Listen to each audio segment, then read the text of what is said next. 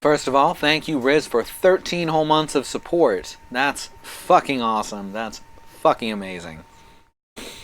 My name is Zoo, and I hate video games, so tonight we're reading a fucking book. It's called Joe Deaver's Lone Wolf HD Remastered. It does not have a subtitle to it, which is weird because it's not like the first Lone Wolf story by a long stretch. It's like the 30-somethings, and that's if you don't count the alternate universe novels. Very nice. I appreciate you. 5 to 600 frames per second. This is perfect. Oh, this is beautiful. I love it.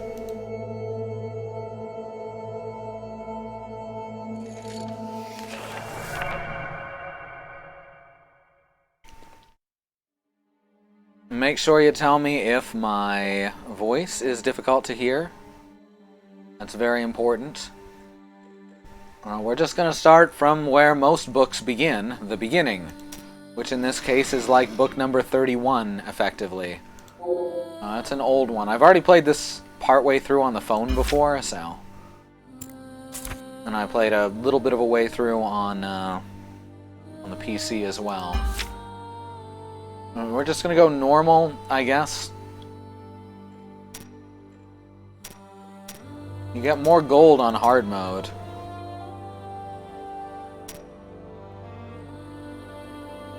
On the other hand, it puts it into real time, which is not great when you have arthritis. So how's everyone doing? Anyone familiar with Lone Wolf? It is a very long-running book series. I feel that I may be the only one who has a history with this. You are Lone Wolf. Your life is not an ordinary one. You assess and counter all challenges with... Make your choice. Alright, so here it explains choice. It's a phone game originally, which is why you see a lot of tutorials. Basically, we get to pick several skills, and those allow us to tackle problems differently. There's no wrong choices. No idea what's going on. I know that wolves exist. Puppies, a lone puppy. So yes, I'm probably the only one here with a history with these books. Alright, you always prefer a straightforward and decisive approach, although it's often reckless. You rely on your dexterity and intuition to overcome any obstacle. Or you carefully assess the details of any situation before attempting to overcome an obstacle. So, I think we're going with this one. That's how I prefer to play. That's how I prefer to handle things in real life.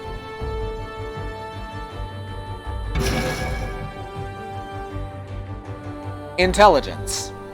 Many of the battles you have fought in defense of Summerland, wielding your... We can take a sword. Generally do not inflict high damage, but they're easy and quick to use. An axe, which are balanced weapons regarding damage and speed, or a mace. They're heavy, crushing weapons. They are slow, but they inflict high damage. And y'all know what I'm gonna pick. You all already know this. Hey Andy, good to see you. Thank you for the raid.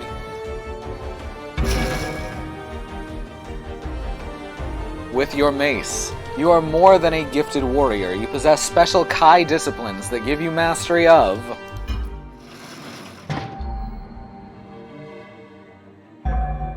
Survival, combining the skills of Master, Tracker, Hunter, and Explorer, or Healing, restores your health and improves your meditation skills. This is a tougher choice. I like the idea of this, and it's how I played the books back in the day, but healing is also super useful. I think we're gonna go with the Lone Wolf I always played in the book series.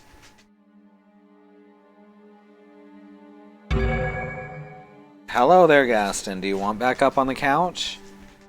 I don't think Risby's going to bark at nothing again. Come on. Alright, now next choice, we can pick Mind Over Matter, which lets you manipulate objects in your immediate environment, which lets you throw boxes and shit at people. And Mind Blast and Mind Shield transform your mind into a powerful psychic weapon and psionic shield. I find Mind Over Matter to work the best here. You are able to perform extraordinary martial feats due to your mastery of weapon skill, or Animal Kinship, which enables you to communicate and influence most animals. G. Tough choice. And over here we've got your Sixth Sense enhances natural intuition, helping you identify and counter unseen dangers. You're okay, Gaston. Are your hips hurting again? Come on, lay down. It's okay. It's okay. Trust me, it's okay.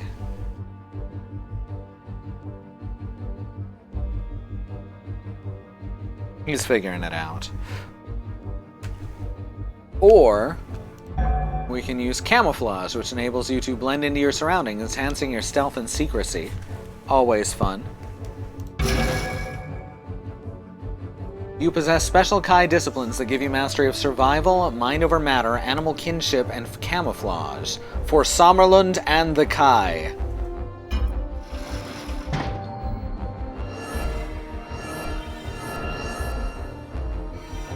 This is heavily based on old Germanic folklore and tropes, so you may notice some strange spellings and things. Confirm choices. This is my past.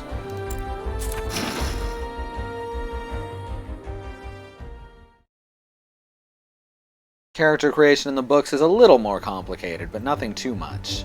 For many centuries, the Kai Lords defended their kingdom of Sommerlund. Are you fucking serious? I went to mute the mic, and apparently that skipped the intro movie.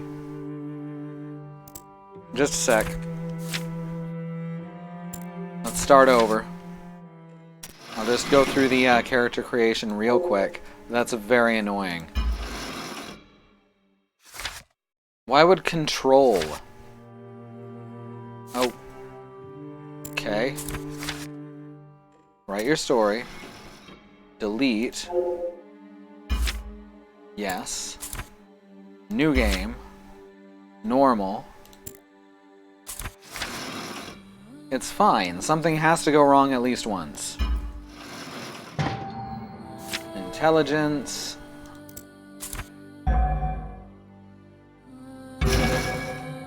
And mace.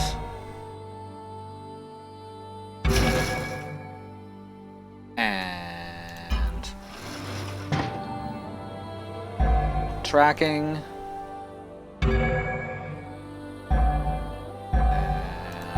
Mind Over Matter, and Puppy, and Camouflage, for Sommerlund and the Kai. Here we go.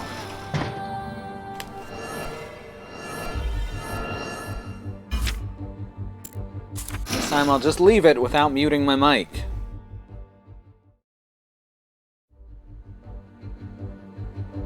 For many centuries, the Kai Lords defended their kingdom of Sommerlund from the Dark Lords of Helgedad. Many battles were fought and won by the Kai, but finally came their demise. 3 years ago, the monastery of your warrior order was attacked by the armies of the Dark Lords. The Kai were destroyed. You were the only one who survived the final battle. All seemed lost, but you retrieved the Sommersword, the one weapon that can slay a Dark Lord of Helgedad. You slew Zagana, the Dark Lord leader, and saved your kingdom from destruction. Now, the lesser Dark Lords hunger to take their revenge. It falls to you, the last Kai Lord of Sommerlund, to crush their evil schemes once more.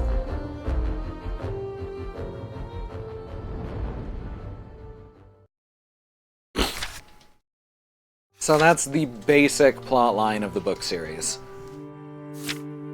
How is there more than one Dark Lord? They don't get along, like as a species. Well, these ones might. You can turn the pages by dragging them to the leftmost part of the screen, or through a double click on the right side of the page. You can also go back to the previous page of the current chapter. Click on the bookmark to open the tome interface to access its sections that let you access everything you need to manage your character and your story. Now, some people say this has shitty controls, but it's just point and click and reading a book mostly, so I'm not sure how that would be managed.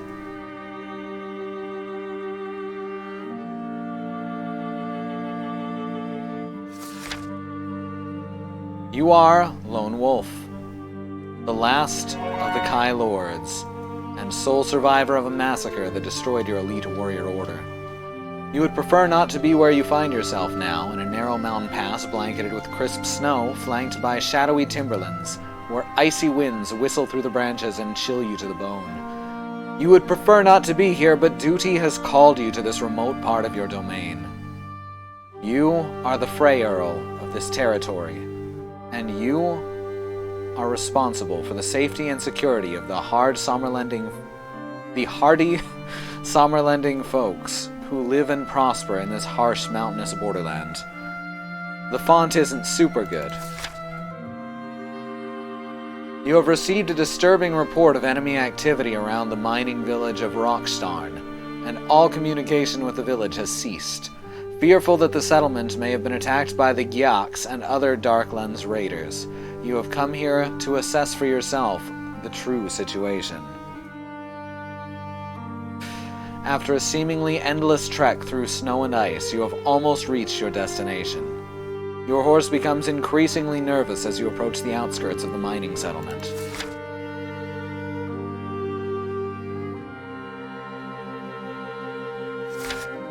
Oh, I can just use the keyboard. That's really nice.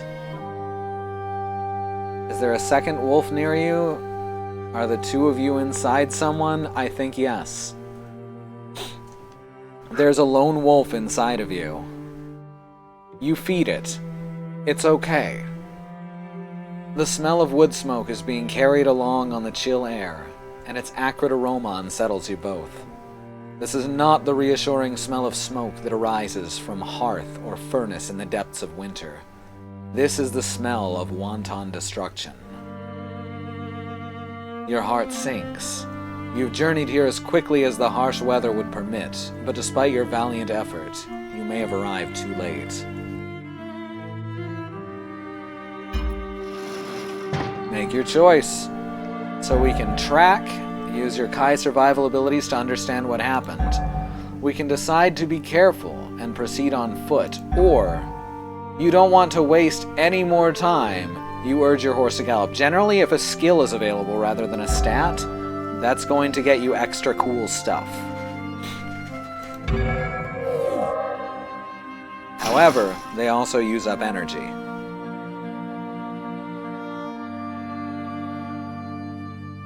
You can detect the remnants of many footprints on the snowy ground. These prints are more than a day old and have since been covered by fresh snowfall. Yet your Kai senses detect that they were made by enemy scouts, Gyaks most likely. If a Darklands war party is operating in the area, they may have placed traps along the trail ahead to ensnare the unwary. It's an old Gyak tactic, one that you have no intention of falling afoul of. The forest clings to the steep mountainside on both sides of the trail.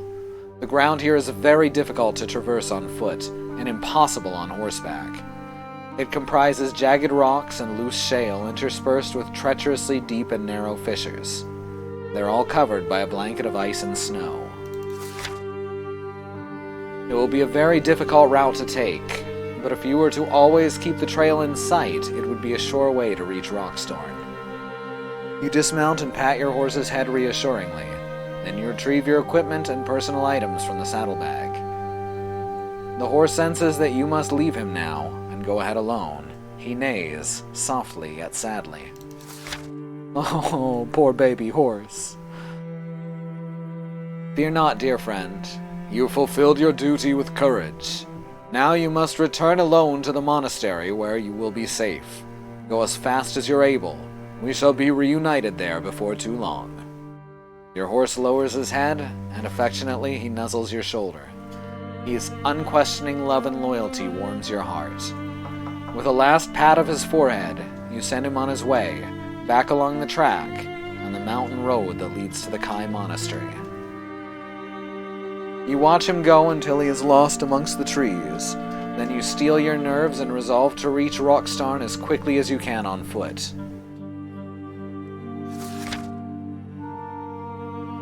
Fortunately, you happen upon the remains of an old border ranger track, and you're able to follow it all the way towards Rockstarn with relative ease.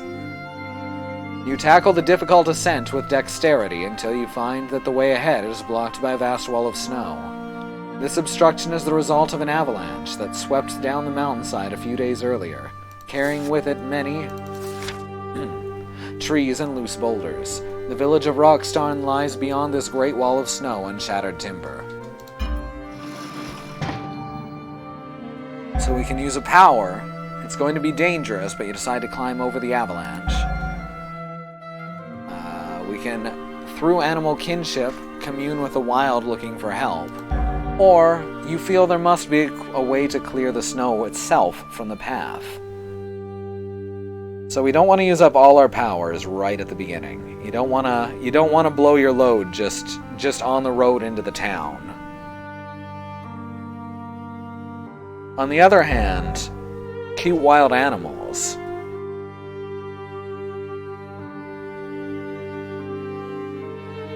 What is it, Mox? I don't understand.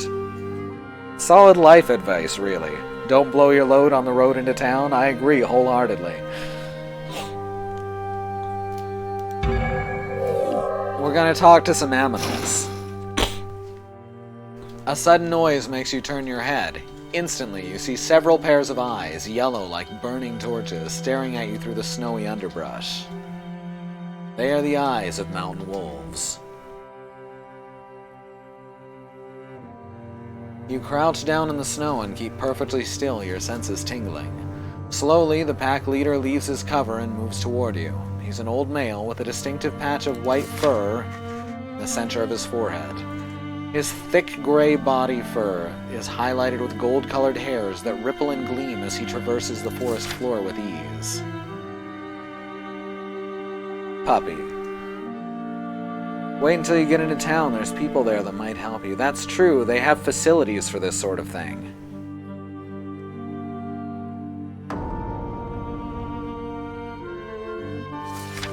Thick puppy, indeed. You look directly into his amber eyes, and suddenly you understand what has happened here during the past few days.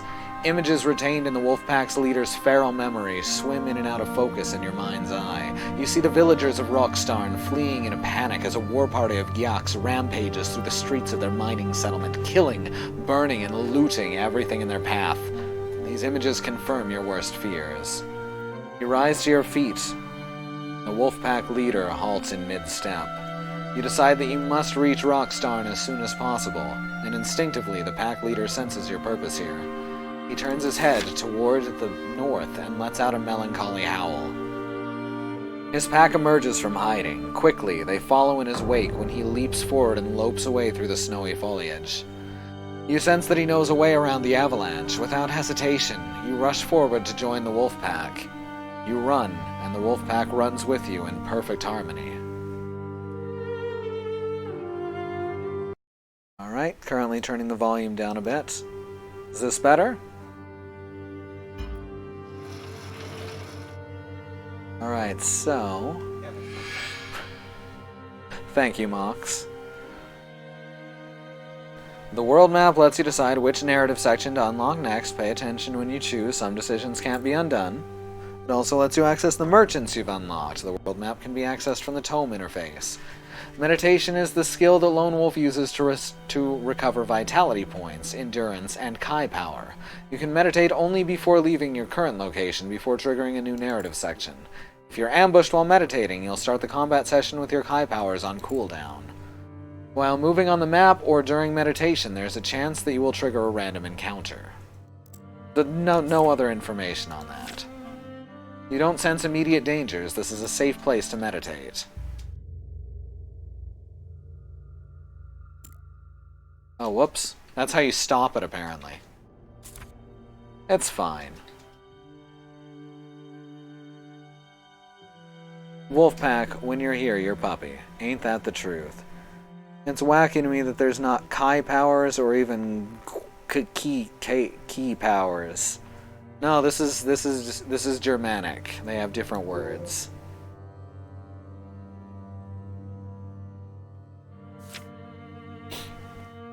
Do you want to write your story from here?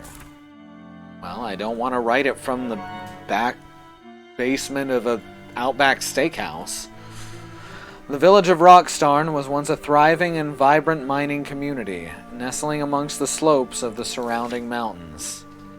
Life here on the border with the Darklands is a harsh, yet the villagers of Rockstarn are a handy and industrious community. They're fiercely loyal to you, their liege lord, and to King Ulnar and Sommerland. Now Rockstarn lies silent and smoldering. The noise of its steam engines and its armory no longer echoes amongst the high peaks.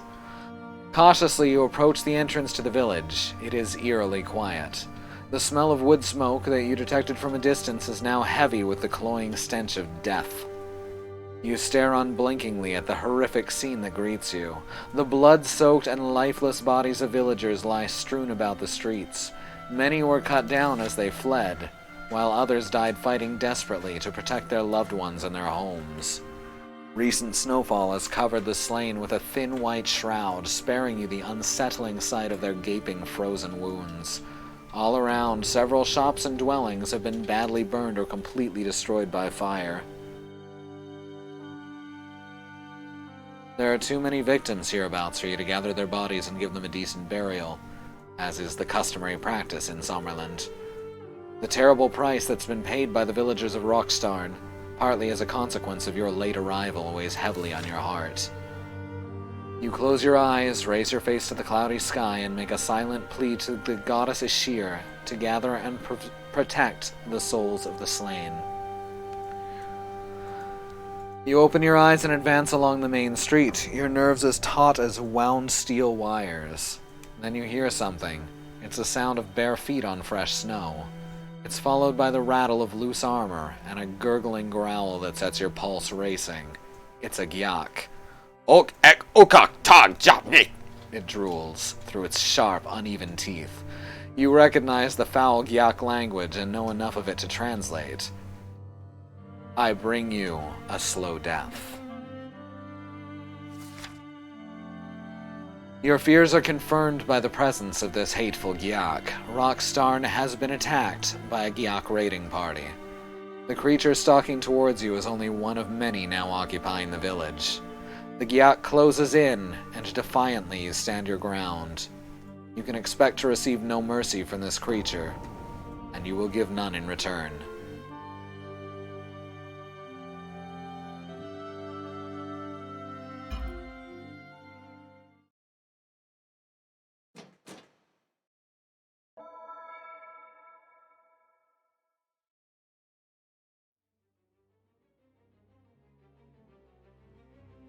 Gyak, rating with 11 views.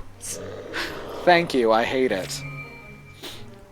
Alright, so we've got the Sommersword, which was basically the first MacGuffin of the series, and it's just this incredibly powerful magic sword that he had to get to prove that he was a Kai Lord and save what was left of his people. We've got the melee techniques, which will be my mace. We've got the ranged weapon, which is currently throwing knives. And we've got Kai powers in the lower right. And basically it plays out like a Final Fantasy game.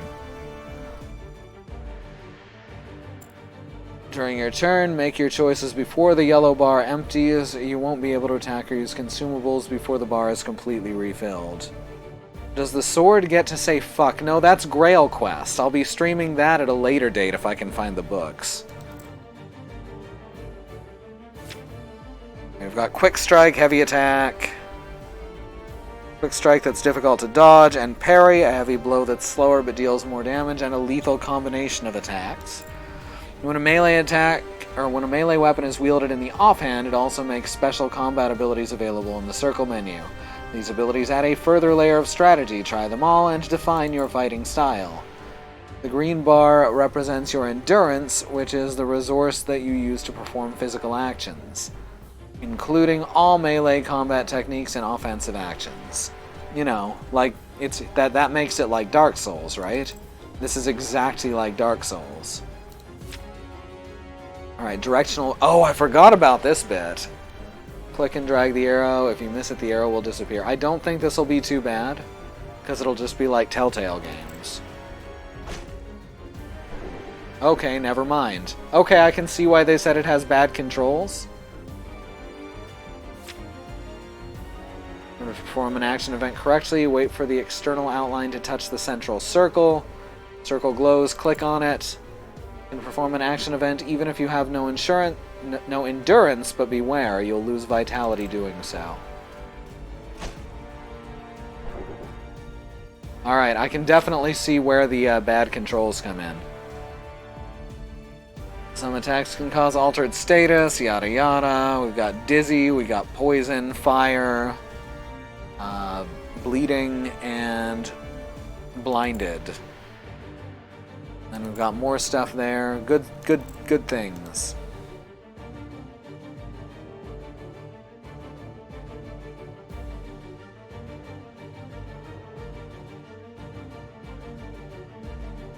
Come on now. There we go.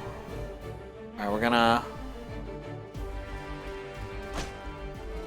Alright, that one doesn't even get an action thingy.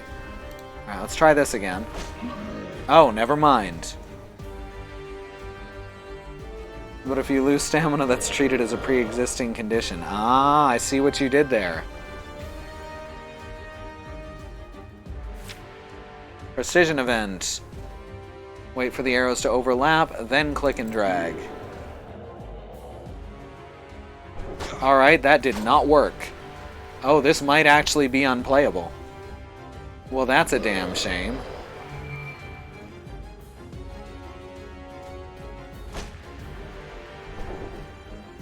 Did that work? I don't think that worked. I clicked on the circle. I clicked it at the right time, too. Well, this is frustrating.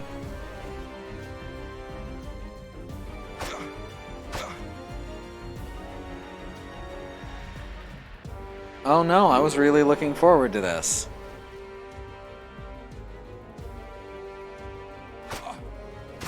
Alright, just let me do my attacks.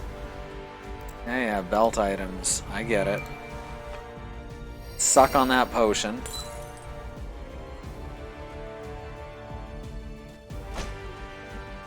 Yeah, it's just not working.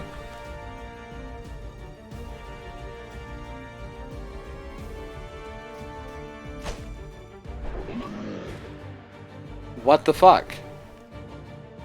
It is literally not working. It's like, I'm gonna look this up real quick, see if this is an actual issue.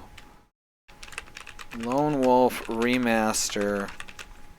Action events not working.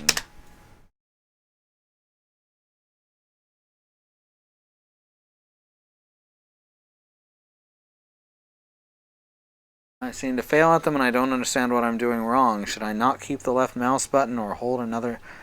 Okay, that answer is not helpful.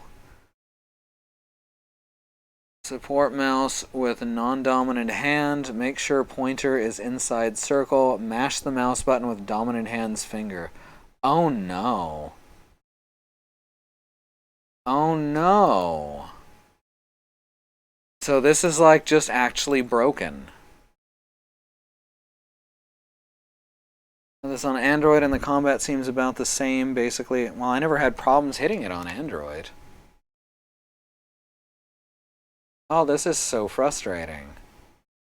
Tried to switch QTE to keyboard, but I can't figure out what buttons to press. Apparently there's no manual. Arrow key, QTE. Okay, there is a way to switch the QTEs to the arrow keys, apparently. So we're gonna try that. Let's see. Yeah, I know how to use a menu, thank you. Game settings. Tooltips, damage, action. Oh! It's set to the keyboard.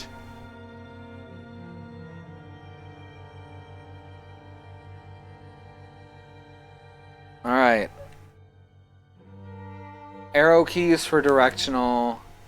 Control for the click. Combat's all about resort. Okay. It was describing the mouse actions. We'll try the next fight with the mouse, with it actually set to mouse. Alright, so this may not be broken. That would be wonderful.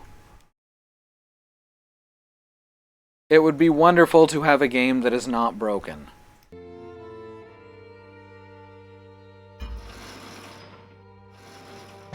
Alright, so we got throwing knives, and we got some crafting materials, and we got an aspirin, which we can hold in our offhand if we want.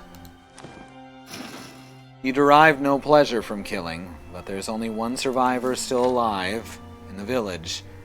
You vow to do everything you can to find and keep them safe. You turn away from the Gyak's corpse and score the surrounding buildings for signs of life, but this part of Rockstarn and its inhabitants were hit especially hard. It looks as if the Gyaks wanted to make doubly sure that nobody could escape and raise the alarm. The houses and stores are badly damaged. Their once fine facades blackened and charred by fire. The closest building is near to collapse. Most of the roof has fallen in and its walls are cracked and holed. Above the smoldering door you can still see a sign and make out the inscription. Honker's Honker Store. The store is in such a dangerous conditions that you feel it's unsafe to enter it. However, it has an attached warehouse that has survived virtually intact, Untitled Goose Store. It has an attached warehouse that has survived virtually intact. You try and enter, but the door has been barred from the inside. We can try to reach a large hole that you spotted in front of the building. You can rely on your strength to bash the door down, or we can concentrate our mind over matter powers on the door itself. Let's rip that shit off. Let's pull a fucking Pam! Take it off its fucking hinges. Alright, start to climb. Oh, this'll be fun. Through the multiple choice menu may trigger an action event. Be ready for anything. You can choose between keyboard or mouse interaction. In order to perform it, wait for the central outline and touch the central circle. When the circle glows, click it.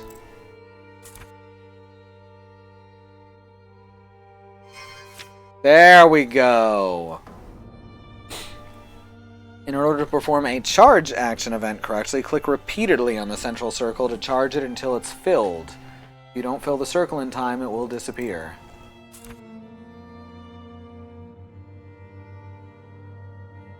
Alright. Now that it's working, it's good. Click and drag the arrow in the suggested direction. If you miss it, the arrow will disappear. Look at that. Look at that. That's easy. This is so much better when it works, right, Andy? You put your Kai powers to good use. You detect that the door is secured by a plank of wood, held in place by 2 iron brackets. These brackets have been badly weakened by the fire. You will the plank to rise up and whirl about the storeroom. You hear a loud thud followed immediately by an angry curse. Okzutak! The spinning plank has hit a Gyak hard on the head.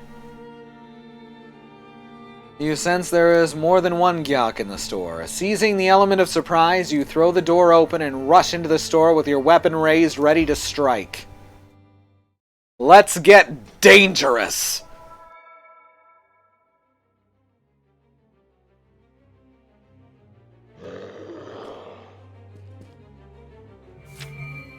When you're fighting 2 or more enemies, you can choose which to attack by clicking on them. Well, good. Oh, not ready yet.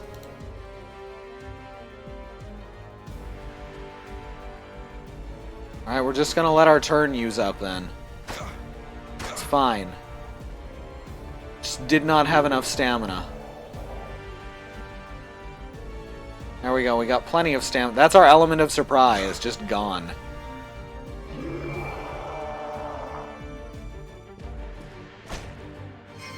Oh, look at that. Oh, fucked that one up, but that's on me. I was not prepared for it.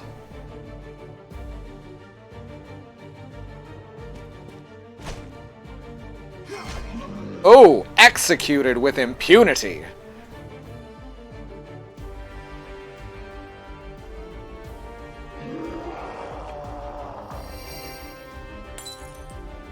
Oh, fucked it up. Fucked it all the way up. Damn it.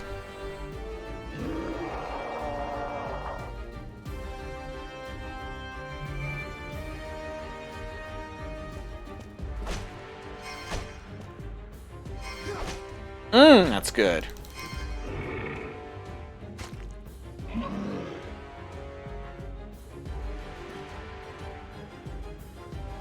Got a finisher there. Hey, Jamie, good to see you.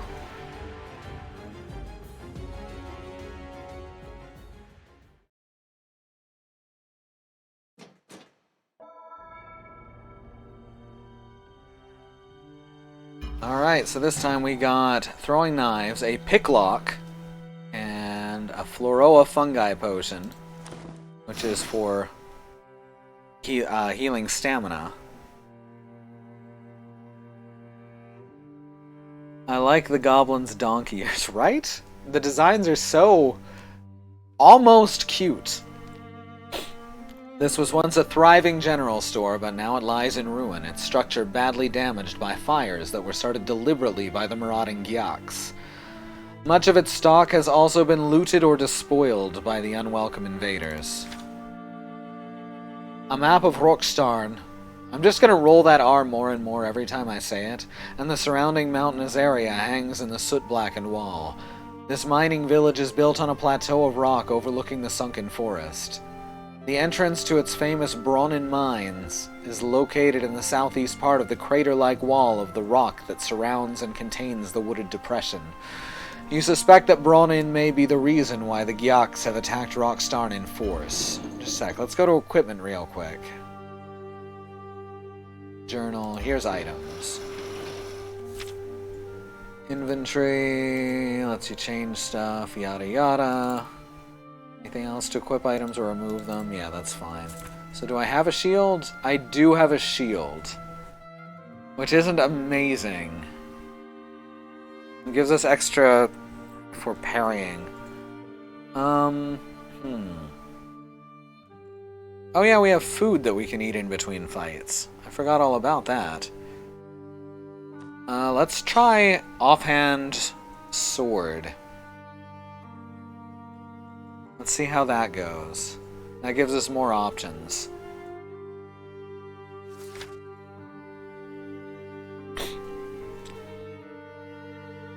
You search through the debris that covers the floor, but there is little of value to be found. You're about to stop your search and leave the store when, behind the store's counter, you discover something that sparks your curiosity. It's a large wooden chest, and it's locked. I do have a picklock.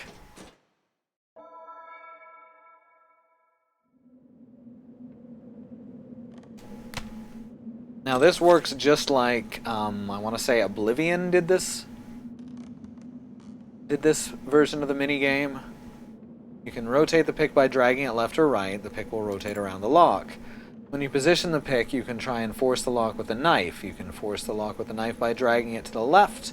You can also force it with a knife while you're moving the pick. Or you can't force it with a knife while moving the pick.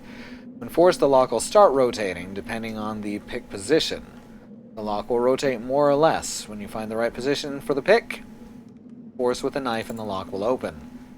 If the pick is not in the right position and you force the lock, the pick will start losing durability. If you force too much, it will break. And fall out, alright. So we can go there to there.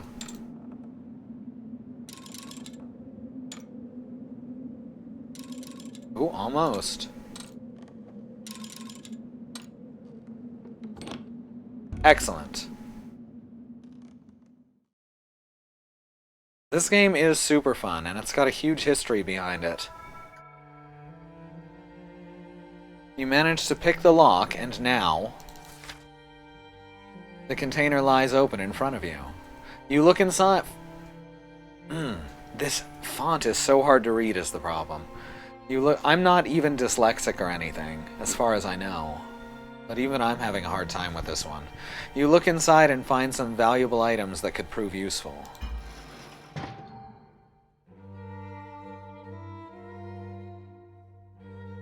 Alright, if you want to like Fallout, play 1, 2, and New Vegas. If you want to hate it, play 3 and 4. Alright, we got a healing potion. We got some leather, some superior leather. We got some bread. I do love bread, and we got some more throwing knives. You've played 1, 2 in New Vegas. Couldn't get into them? Not for everybody, I suppose. When you leave the store and return to the main street, a gust of icy wind bites into the exposed flesh of your face, and the sudden chill makes you shiver. The winter sun is completely obscured, and if you want to hate everything, don't play 76. Someone add it to the quote bot then, Andy, come on. I fucking love bread. It is the joy for me, Oprah Winfrey. Completely obscured by thick gray clouds, yet you're able to tell the time of day without its helpful presence. It's nearing midday.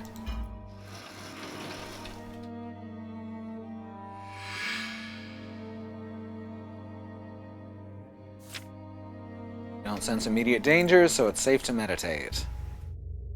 Alright, let's meditate as long as we can.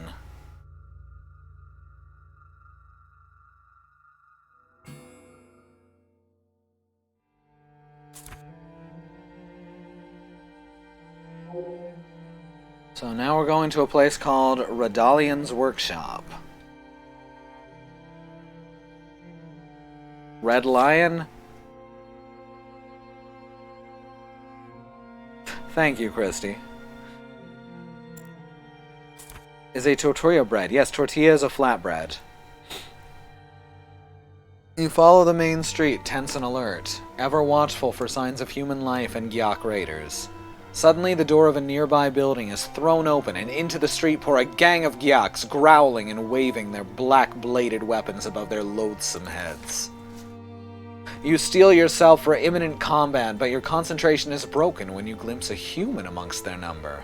It's a girl in her late teens, with short, dark hair and sharp, sparkling eyes. Judging from her appearance and her clothing, she does not look like a typical Rockstarn villager.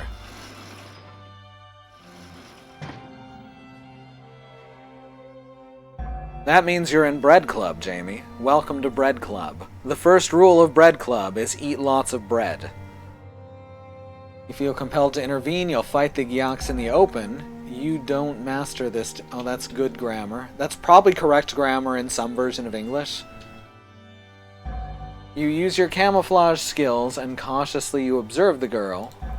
You take advantage of the confusion to observe the... Well, let's use our camouflage, since we have full Kai.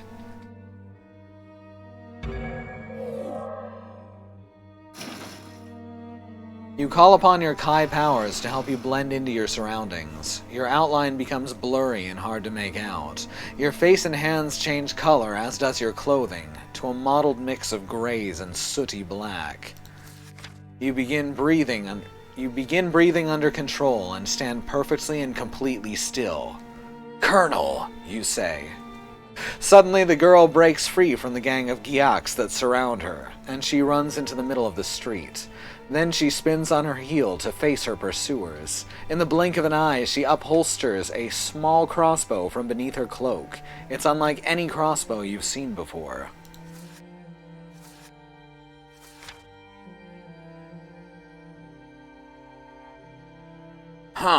Crossbow.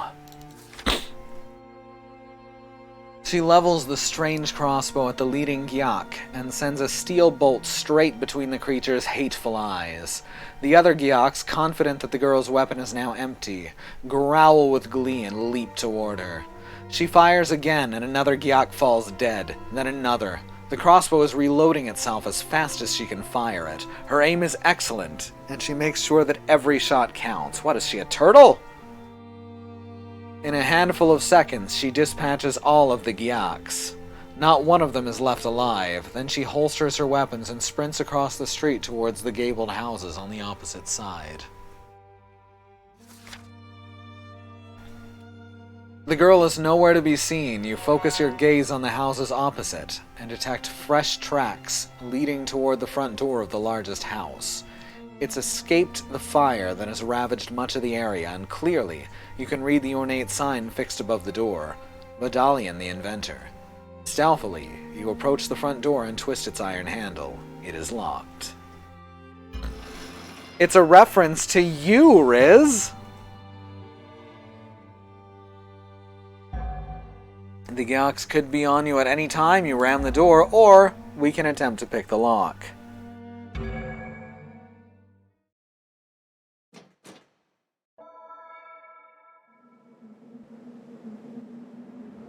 Let's get pickin'!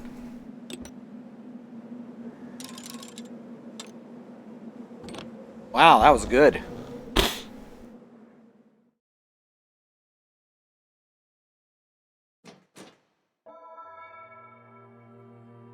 You hear the click of the lock opening, and you reach for the door handle. One twist, and it opens easily on its well-oiled hinges. Cautiously, you enter the open doorway, and catch your first glimpse of the interior of Redalian's house.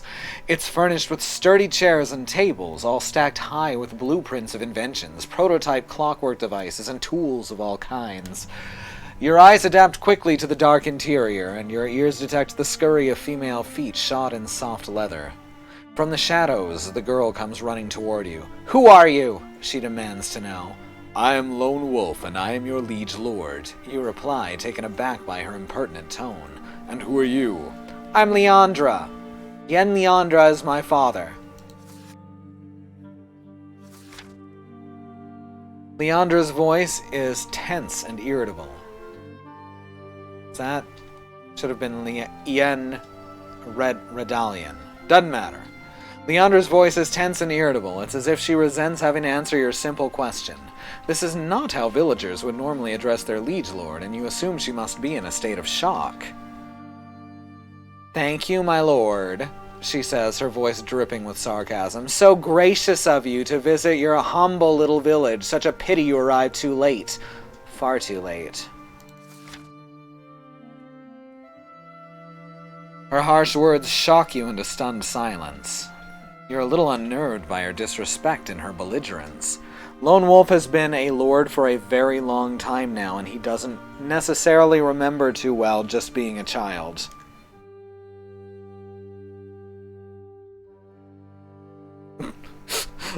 Another fucker comes into my place and I ask them who they are and they respond, "I'm Lone Wolf." That dude gets a nut kick. There you go.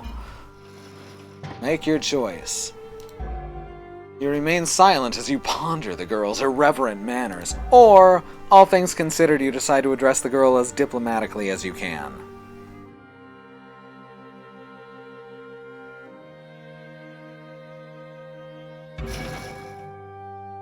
The girl is clearly upset by the calamity that has befallen her village, her friends, and her family. You soften your expression and try to console her sympathetically. "I came as soon as I received word that you were in trouble.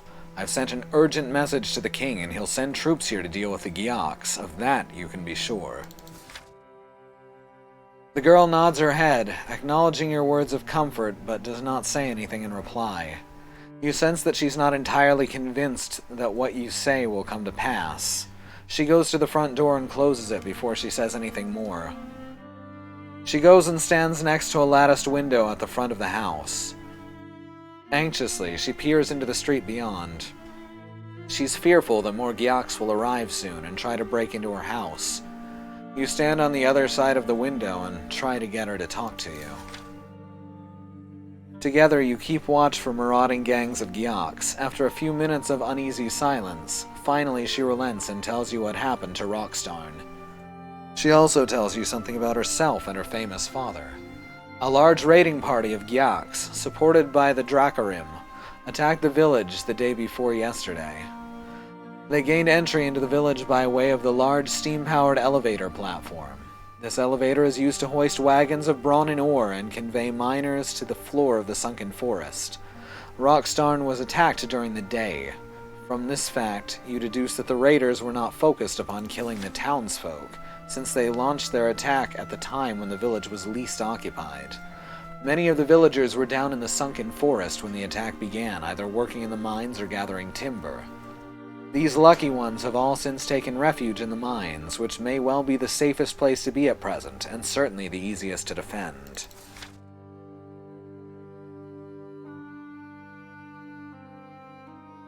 Sure, but have you heard about how Rockstarn treats their developers? They deserve to go down.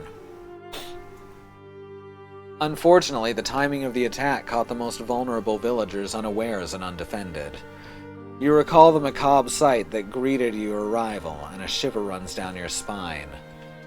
The armies of the Dark Lords are cruel beyond reason. They delight in murder and mayhem and know no other way. Leandra is unsure about precisely what the raiders came for, but she stayed behind to sabotage the elevator. She acted with the help of Tarlor, the village sheriff. By doing so, she would prevent the Gyaks from pursuing and killing her kinfolk before they could reach the sanctuary of the mines. She since played cat and mouse with the Gyaks, constantly moving and hiding to avoid being captured or killed. She tells you that she removed 3 essential parts of the elevator mechanism: the compression valve, the drive chain, and the control handle.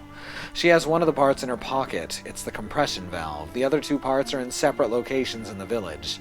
Leander tells you that Tarlo the sheriff has the control handle, that she hid the drive chain in the foundry, near the ore smelting works, a large building located close to the cliff edge. Without these parts, the elevator is useless. The Gyaks cannot return to the forest floor. They're trapped here. The cliff is steep and sheer, and it's too treacherous to descend by rope. Leandra is anxious to rejoin her father and the others who are now hiding in the mines. Rockstarn is far too dangerous a place for her to stay here any longer, but she is sorely aware that the only way down to the forest floor is by using the elevator. She sure did just give us a fetch quest. To do this, she must have all 3 of the missing parts so that she can refit them and get the elevator working again. We can ask Leandra if she works as her father's assistant, be impressed by Leandra's skills and ask her about them, or feel the urge to move on. There's no time to lose. Well, we're going to ask her about her skills. You find someone who's clearly awesome, you suck up to them. That's the rule of game. That's the second rule of Bread Club, too. You tell her that you're very impressed by the courage she has shown. Your compliment makes her smile, but only a little. It's the first time you've seen her relax her stern expression. How have you been able to survive in a village full of enemies? You ask. Leandra's smile broadens. I followed in my father's footsteps as an inventor. But my work is, how shall I say, less theoretical and more personal. She flicks back her cloak to reveal her holstered crossbow. I'm a crack shot with this. It's kept me out of harm's way so far, but now I have only a few bolts left. My ammunition's running out fast, and so, too, I fear, is my luck. She reaches to a velvet pouch hanging from her leather belt. She clicks open its clasp and takes out a small metal cylinder, which she hands to you. I think this compression valve would be better off in your safekeeping. Please keep it secure. Our lives may depend on it. Yeah, Lone Wolf is many things, but he's not a garbage man. You take the compression valve and store it carefully in your backpack. Leandra stares directly into your eyes and says, I am determined to join your father... I am determined to join my father and my people in the mine. Yeah, you don't want to be joining Lone Wolf's father. You've come here to pursue the raiders and avenge the destruction they've wrought. Is that not so? If you help me, I'll help you. You're going to need a working elevator to reach the forest floor. Without it, you'll not be able to discover the reason for this attack. Turning the pages is occasionally a little difficult. Leandra says, when the Gyaks discovered that I'd sabotaged the elevator, they were furious. In their blind rage, they vandalized the pump room and the boiler house. I must go there and make good any damage to the pump and boiler. It's no good replacing the parts if there's nothing to power the elevator. And while you're taking care of that, I'll search for the... missing parts, you reply. Leandra nods her approval. Remember, she says, Sheriff Tarlor has the control handle, and the drive chain is hidden in the foundry. I had little chance to hide it properly. There were 2 Gyaks chasing me, as I recall. I threw it among some other chains that were lying on the floor. It's very different from those chains. It's smaller, it's well-oiled. The foundry chains are dry and have much bigger links. Very good. This will help me find the parts, you reply. Your immediate tasks are now clear. You must find Sheriff Tarlor and retrieve the control handle, and you must go to the foundry and find the drive chain. Your quest was updated. Your quest will remember that. Alright. We gained some stats.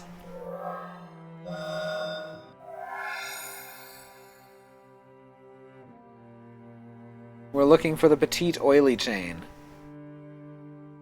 Well, I'm not petite, but...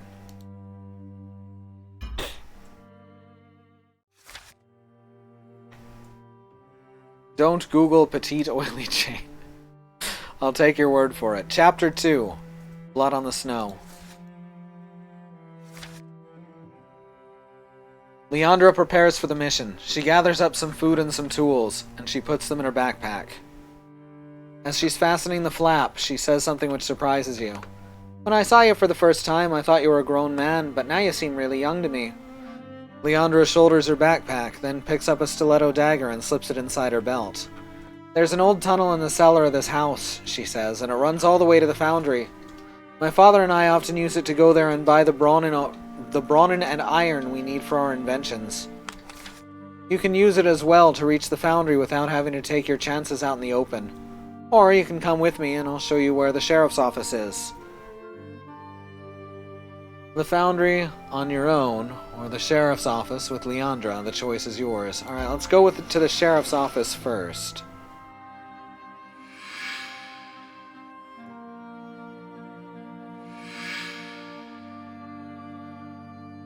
Alright, sheriff's office.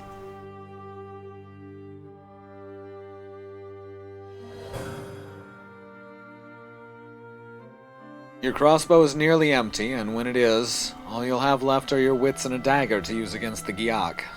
No, I can't let you take that risk alone, you say with a forceful tone. Leandra starts to protest, but you cut her off in the middle of her first sentence. We shall leave together, and that is the end of it. As soon as you can show me where the sheriff's office is, we'll split up. I will look for Tarlor. You will go to the boiler house. Is that clear? Perfectly clear, she says with more than a trace of resentment. You draw your weapon and move to the door. Leandra stays by the window and scores the street for signs of Gyaks. Looks deserted, she says. Very well. Follow me and stay close, you reply. You pull open the front door and pause to make sure that Leandra is with you. She's standing in the doorway, her face frozen and expressionless. Then you hear noises that make your heart skip a beat. Gyaks are emerging from the shadows of the neighboring houses, and they're fast closing in on all sides. Where's the sheriff's office? You shout, demanding Leandra tell you before a fight ensues. She points along the main street toward the end of the village at the cliff's edge. On the left, 100 yards or so. This is all she can say before the first of the Gyaks come running at you, with their weapons held ready to strike blows to your head and chest. Come on. Alright, I'm just going to use the arrow keys to turn the pages. Run! You shout, and Leandra is suddenly galvanized into action. She sprints away across the street as the Gyaks surround you, and press home their surprise attack.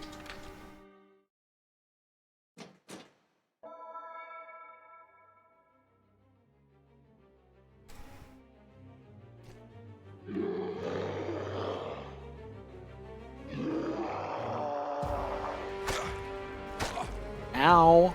Rude!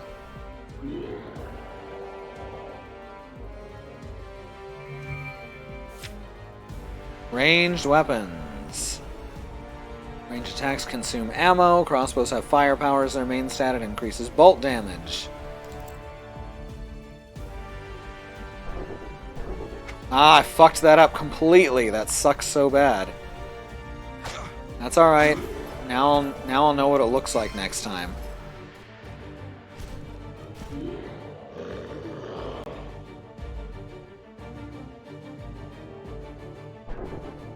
Oh, come on, I got those. I'm so annoyed. Alright, so the controls aren't great. I think we can all agree on that.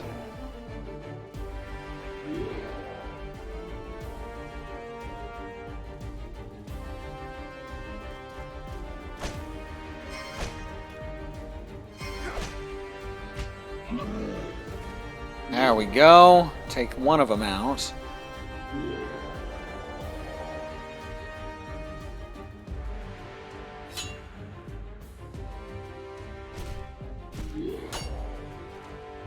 Can't do shit.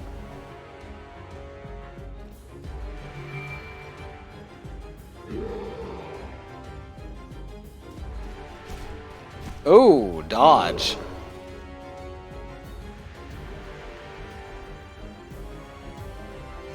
Haha! Ooh, and a counterattack. Excellent. This one do Wolf's Rending Claws. It's a scything strike to the legs of the enemy which will incapacitate it. Like the sound of that.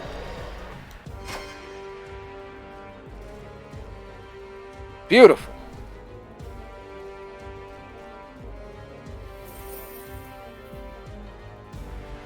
Alright, can't do shit over here.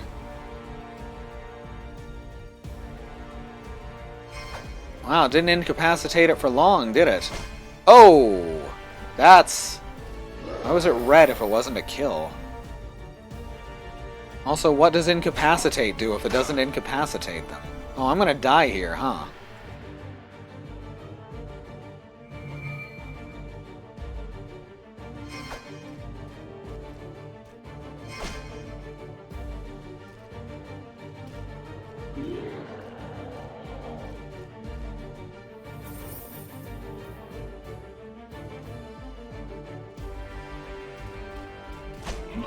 There we go, kill one. Oh shit. Yep. Oh, not dead yet.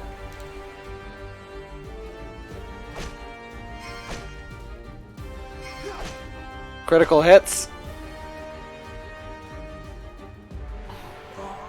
Oh, I'm bleeding to death. Good. Just what I wanted.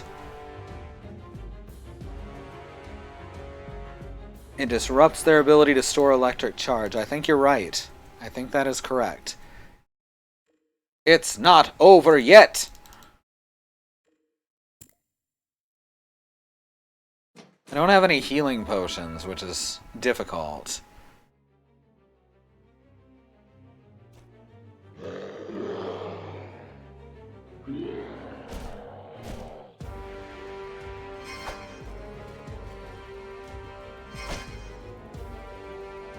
I feel like I should switch it to keyboard commands simply so that those, I don't have to click inside the circle on those.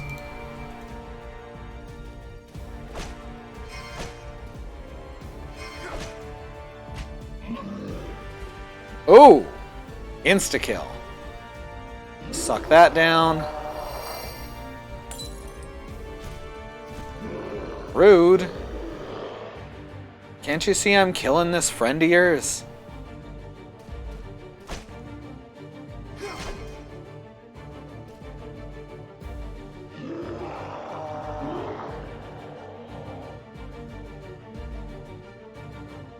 Oh, don't have enough stamina for that. That's alright. We'll go into block mode for a sec. Excellent. Parrying is actually useful in this game. Jesus. It's alright. Shit hurts.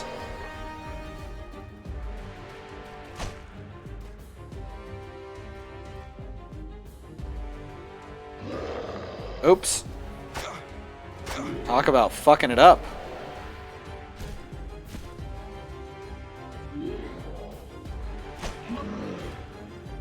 Alright, this is a good start. This is a good start. Oh yeah, I can use Kai disciplines. I always forget this part. I can summon a wolf. Let's throw shit.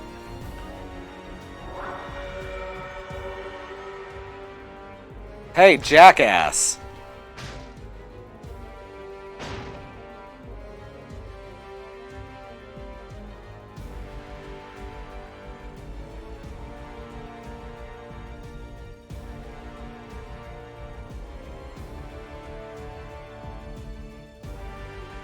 Oh, that stun is so helpful.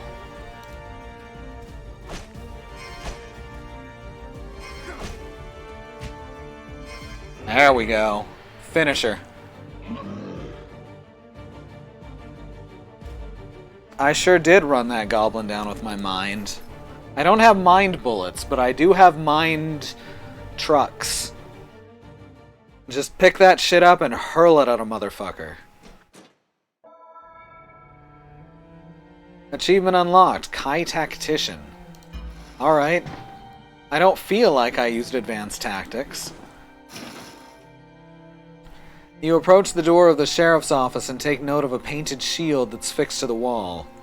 It bears the distinctive emblem of Rokstarn. 3 crossed sledgehammers on a white crossed field. Beneath a slate-roofed porch, the main door is held ajar by a booted foot. It belongs to the body of a dead man, lying just inside the entrance. The stripes sewn onto the sleeves of his high-collared jacket tell you that this is Sheriff Tarlor. He's been stabbed fatally in the back by a Gyak sword.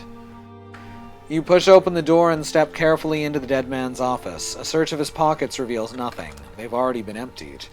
You sense his personal items have been taken by some Gyak that took his life. You drag Tarlor's body away from the entrance and push the door shut. The front room of the office is where the sheriff used to deal with the daily matters of law and order in Rokstarn. Now these days are sadly gone. The room is dominated by a large desk made of Sommerlending oak, beautifully engraved with provincial emblems and the personal crests of Sommerlending heroes past and present. In a corner of the room you can see a large wooden chest with iron fittings, and at the back of the room, opposite the main door, there's a flight of broad stone steps that lead down to the jail cells below. This is where prisoners are held before trial. You can't have 2 fields crossing, it's a plain! No, the sledgehammers cross the field that is white crossed. We can lockpick it, or we can investigate the desk. Let's lock the pick.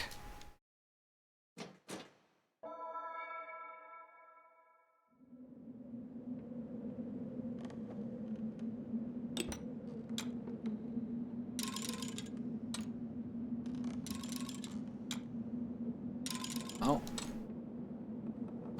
There we go.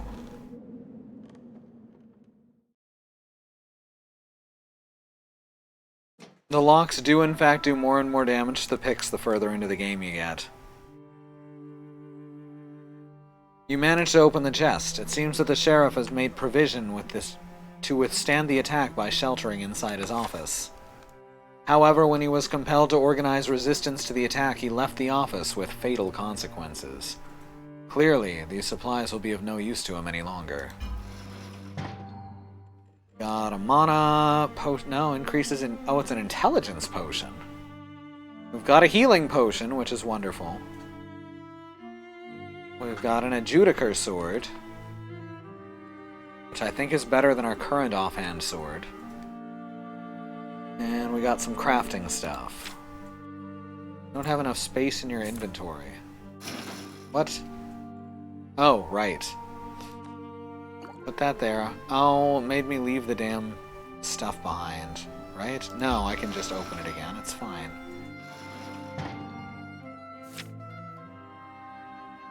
Take that.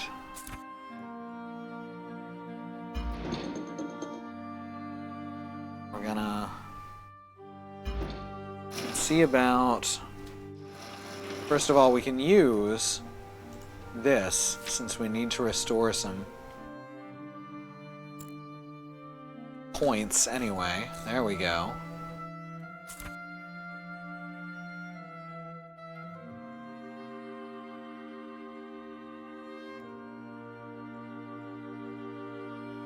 Are these all the same, the throwing knives? Yeah.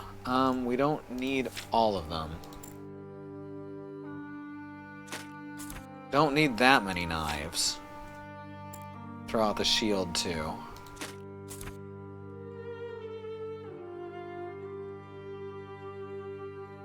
Oh yeah, we've got a second bag, too. Huh. Oh, come on, you can never have enough knives. Don't play with too many knives, Christy. Don't play with too many knives. 'Cause it's spring break.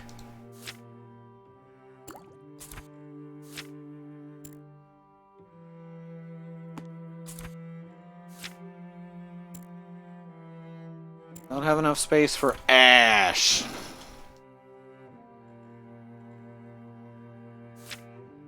Alright, this is fine. We can trash this. We don't need it right now. We will get bigger bags as we go, of course. But right now it's about inventory management.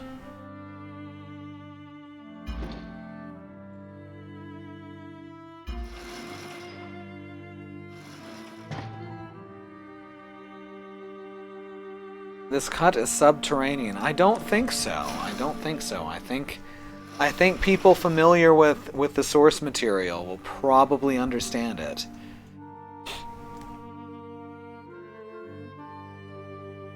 You descend to the steps and arrive at a guard room, rough-hewn from the granite bedrock.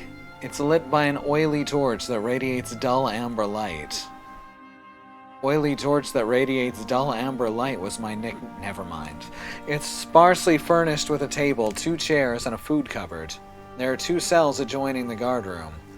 One of them is empty, but the other is occupied by a tall man with a long beard and strong, calloused hands. His name has been chalked on the board fixed to the door of his cell, Marok Gilad. Gilad has gone without food and water since the morning of the Gyak attack. Gyak attack! He has heard the screams and the sound of crackling fire in the night, and he's anxious to escape from this cell before the Gyaks find him, or he dies of thirst. "Unlock the door!" he demands.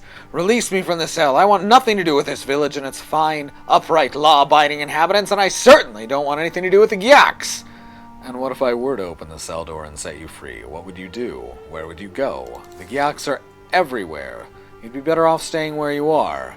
"I'd go back home to the sunken forest. That's my home. Mine and my brother's. I've had more than enough of Rockstarn."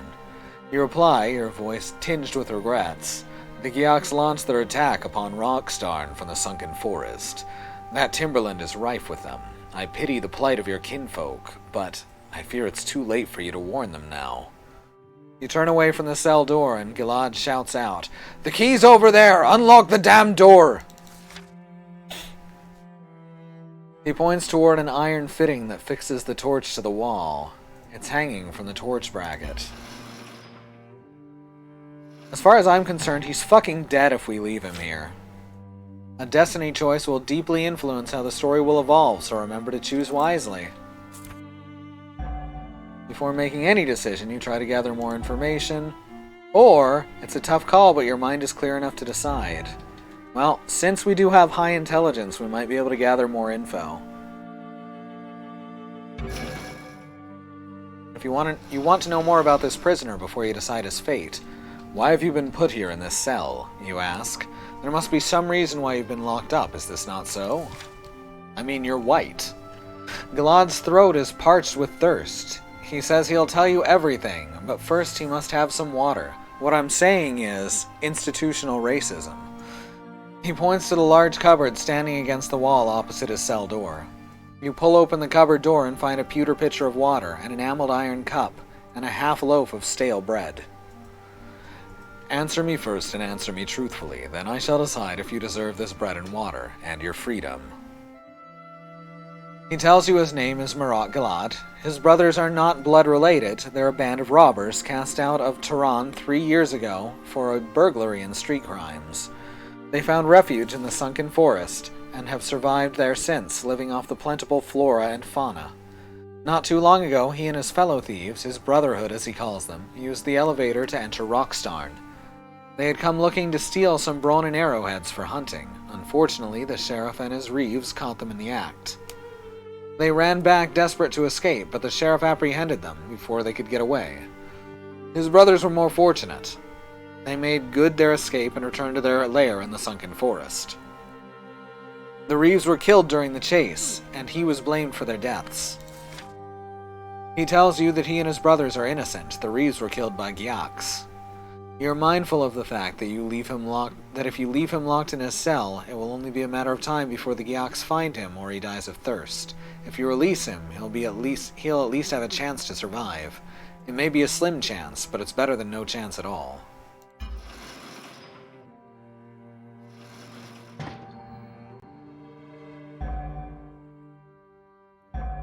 Leaving Marok there means the Gyaks will surely get him.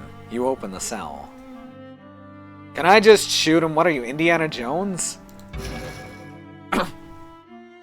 You walk over to the torch and unhook the key from its black iron bracket. Gilad looks relieved that you've decided to set him free. You twist the key in the lock, and the heavy door creaks open. Gilad rushes forward and shakes your hand in gratitude, but with such forceful enthusiasm that you have to push him away for fear he may break your wrist. He reaches into the pocket of his jacket, and for a moment you suspect he may have a concealed weapon, but quickly you sense that he harbors no ill intent. He simply wants to give you a token of his gratitude. It's a plain wooden ring carved from Sommerlending oak. It's the mark of my brotherhood. It's not much, but it's all I have. You accept the ring from his calloused palm and step aside to let him leave this dingy cell. Gilad rushes through the open door and scrambles up the stone stairs. You bid him good luck as he disappears into the room above. Mark of the Brotherhood. Achievement unlocked, second chance. You return to the street, saddened by the death of Sheriff Tarlor and disappointed that you've not found the control handle. You fear that the Gyaks now possess this missing part. As you move along the street, you're lost in thought about how difficult it will be to find the control handle. It could be anywhere in the village. Distracted, you fail to see a gang of Gyaks approaching from a nearby alleyway.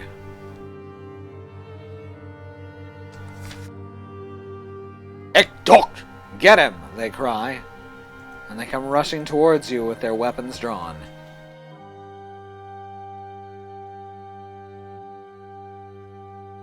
Egg dog, exactly. I only have 2 potion slots to start too. I didn't remember that.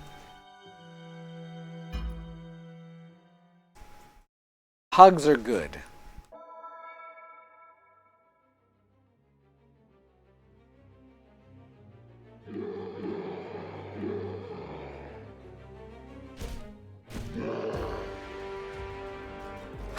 Oh!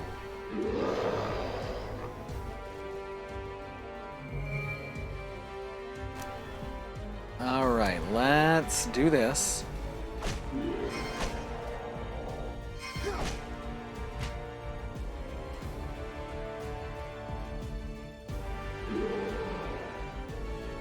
And this. Excellent. Now let's switch out to Kai powers. Use Mind over Matter. On this. That one's on fire, so that makes it extra good. Oh! Oh, that's brutal! Rude. Now I'm gonna summon a wolf.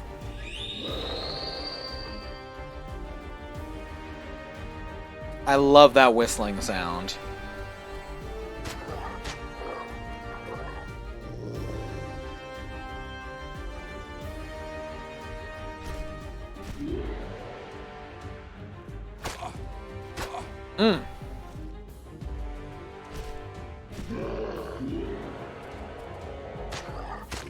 Yeah, just keep biting him. Don't give a fuck.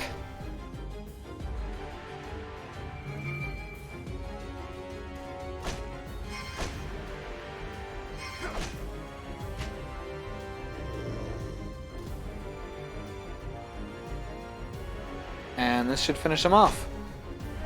Oh, fucked it up. That's fine.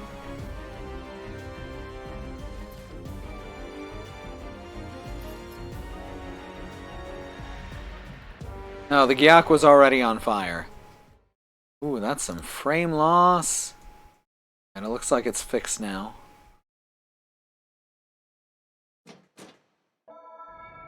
Been a little sketchy all evening, huh?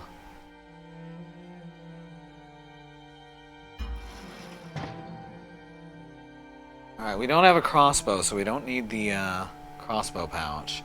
We do need this, though. This is fine.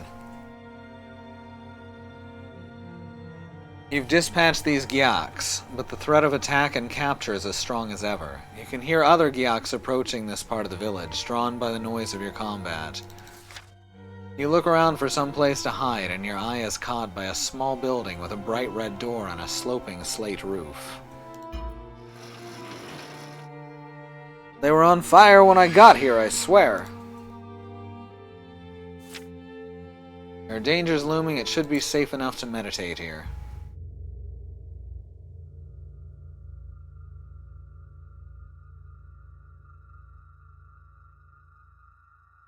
Hooray! And this seems like a good enough place to call a break. I'll be back in just a few minutes, so don't go anywhere. We talking about you rock, cancel that, but in Magic the Gathering? Alright, I'm back, and instead of water and beer, or water and medicine, I wound up with a beer. So, that's how that went.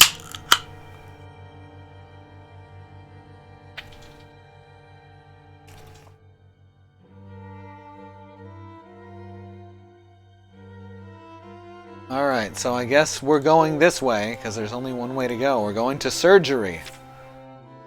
Beer equals water plus meds. The red door is closed, but it's not locked. You enter and quickly shut the door behind you. It's a simple village doctor's office, and it appears to not have been searched and despoiled like many other buildings in this part of Rockstarn. At the rear of the office, partitioned by a drawn white curtain, you find the surgery where a man is lying on a stretcher.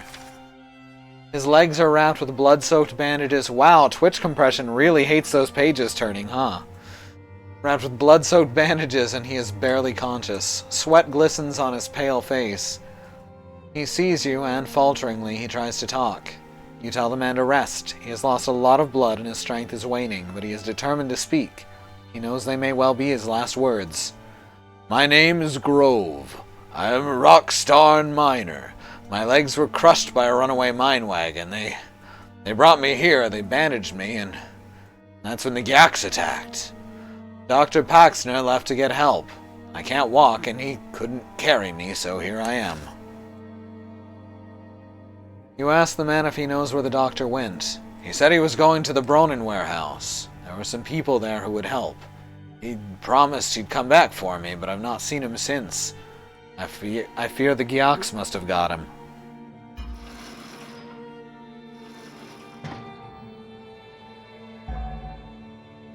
Hide Grove from the Gyaks. It seems the most urgent thing to do.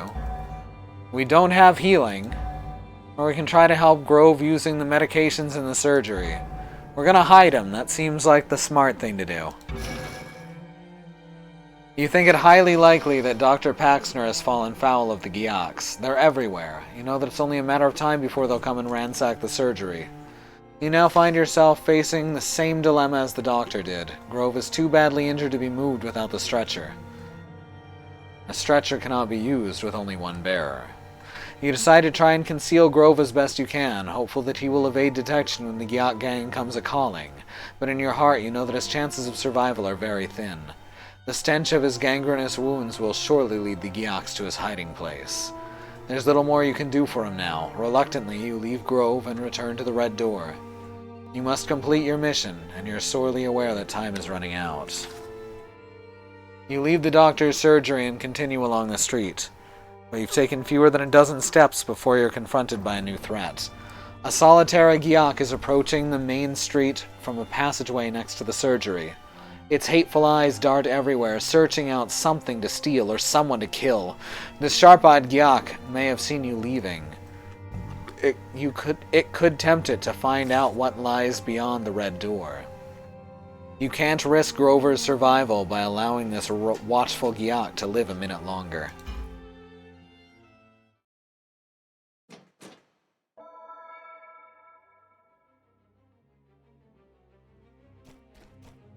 Well, let's take them all out!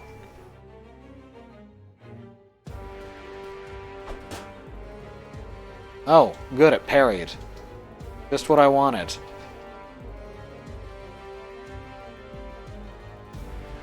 Alright, let's do this. Haha! You jerk!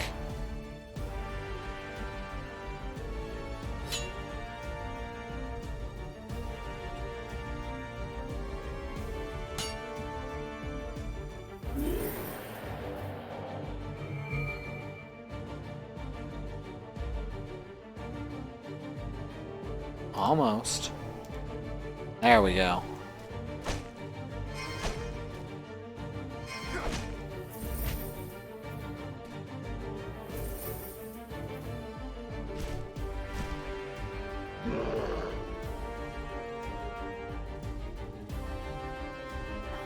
This is fine.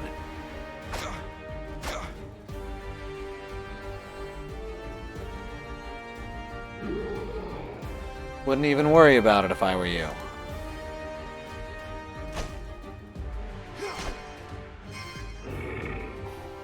Motherfucker.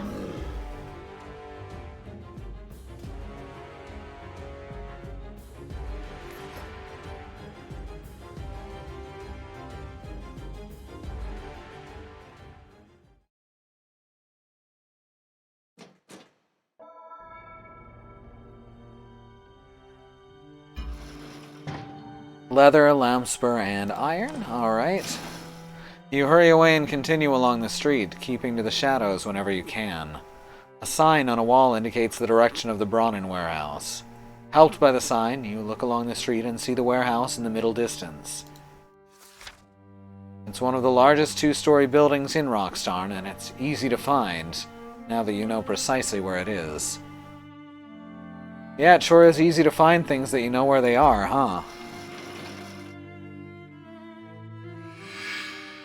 I found a bug with my computer where if you put a USB stick in backwards, it crashes. Wow!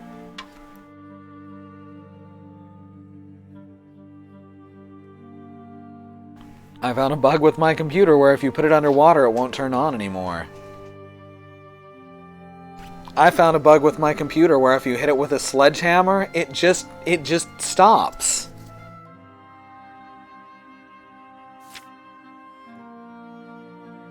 Alright, let's meditate again.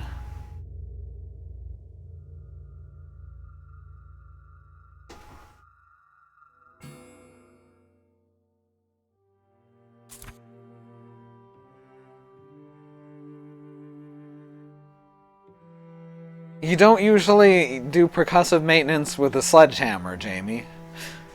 At least I don't.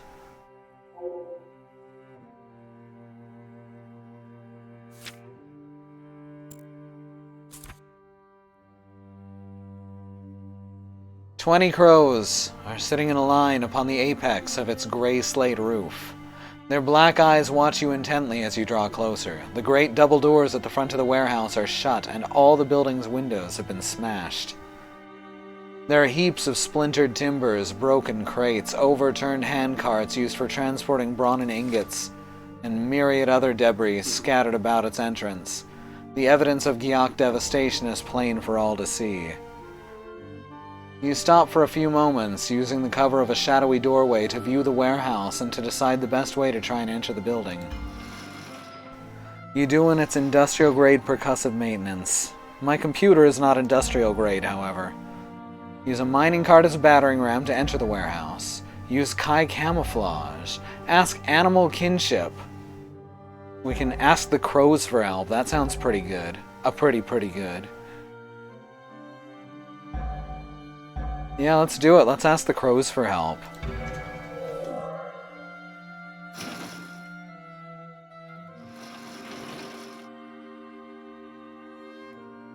You stop to return the morbid stares of the crows. These canny and patient birds learned centuries ago to identify and follow raiding parties such as the Gyoks that have attacked Rockstarn.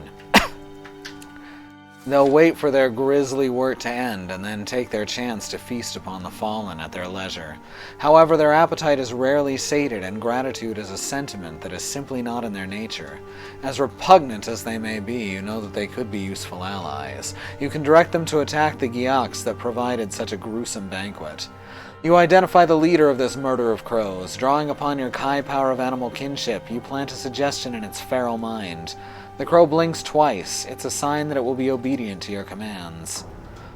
You will the crow leader to take to the air, and it responds immediately. It leaves its perch atop the warehouse roof, and the rest of the flock follows swiftly in its wake.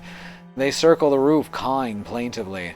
Upon your mental command, they dive down in a single file and enter the warehouse through a ragged hole in the gray slate tiles. For a few seconds, there's an eerie silence. Then the screaming begins. And then the screaming began. For a few seconds there's eerie silence, then the screaming begins. The crows launch a surprise attack on the Gyoks inside the warehouse, swooping down on them to gouge out their eyes and slash their faces with their curved beaks and razor-sharp talons. You seize the chance to enter the building while the Gyoks are distracted. You climb through an open window and witness the bloody aftermath of the attack. When the wounded Gyoks see you standing in their midst, they raise their weapons and close in on you from all sides.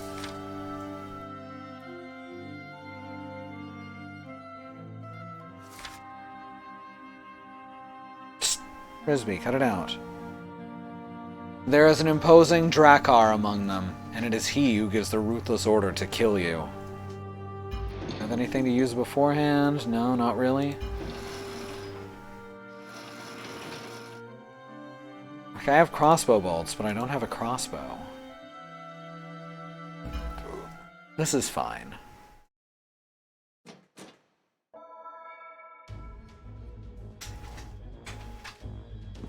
Hi there, Gaston. Again. Chill out.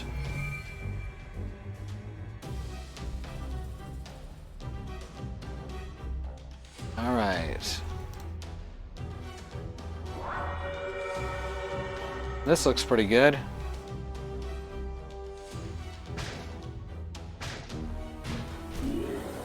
Excellent.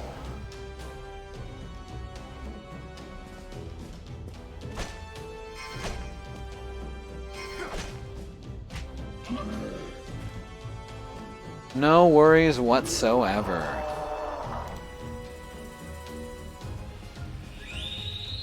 Now we call a woof woof.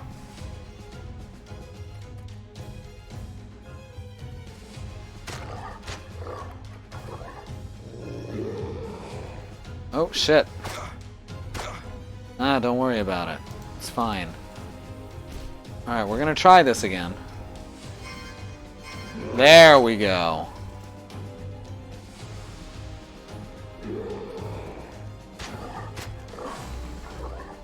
Bleed, motherfucker.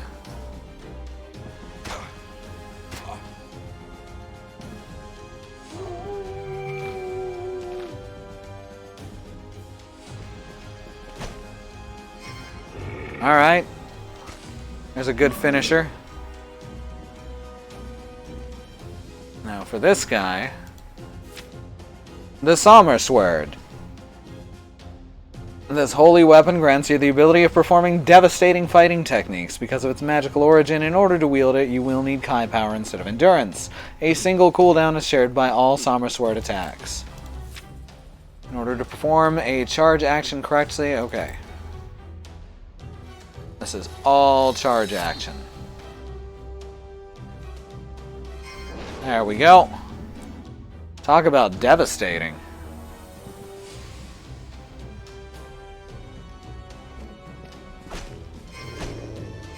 And another finisher. Oh, that's good stuff.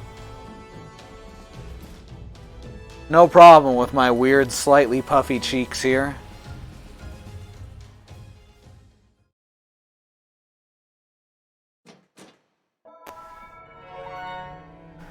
achievements unlocked: Stock Exchanged, Unstoppable, and Take That.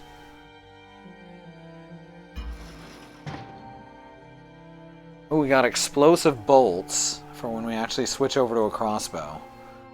Some pine, we got a blackberry potion, which we can just use right now because we're going to be running low on Kai.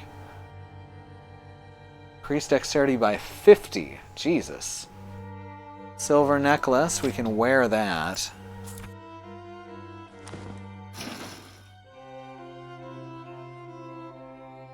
Went much woofer for them than you, and that's very nice. Very nice. It's been a grueling combat, yet you're less revolted and exhausted by the outcome than you would have been so before.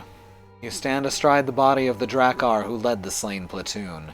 Beside him is an object that you saw him drop when you struck your killing blow. It's the control handle. You found the missing part, and you have delivered summary justice to the creature that murdered Sheriff Tarlor. You place the control handle in your backpack, and then you search this spacious building, wary of Gyaks that may have taken refuge from the fight and could still be hiding in the shadows. You find no enemies left alive, but you do discover a bolted trapdoor set into the warehouse floor. It has an iron grill. You peer through the grill and see two villagers huddled together in a workshop below. Quickly, you pull open the drawbolt and lift the trapdoor. "Come out," you tell them. "The Gyaks will not harm you now." The first to climb out is a young man in a leather work apron, followed by a teenage girl. They're villagers, and they count themselves lucky to be alive. They're grateful to you for releasing them, but there's a disappointment in their eyes. They fear that you alone will not rid them of the scores of Gyaks that now occupy their beloved village. You tell them that you are their liege lord, Lone Wolf. You tell them why you're here, and give them a brief account of what you have seen and done since you arrived in the Rockstarn. The Rockstarn, yes. They listen intently to your voice, transfixed by the shocking truth of what you tell them. Or you know I'm full of shit, that's possible. Stay for a while and reassure them, or Leander's waiting for you and you decide to leave. I guess stay a while. Very nice, Mox, thank you. Stay a while and listen. You know, like the old man says. The old Diablo man.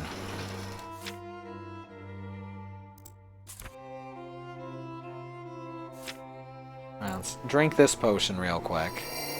That'll help us out if we have another combat.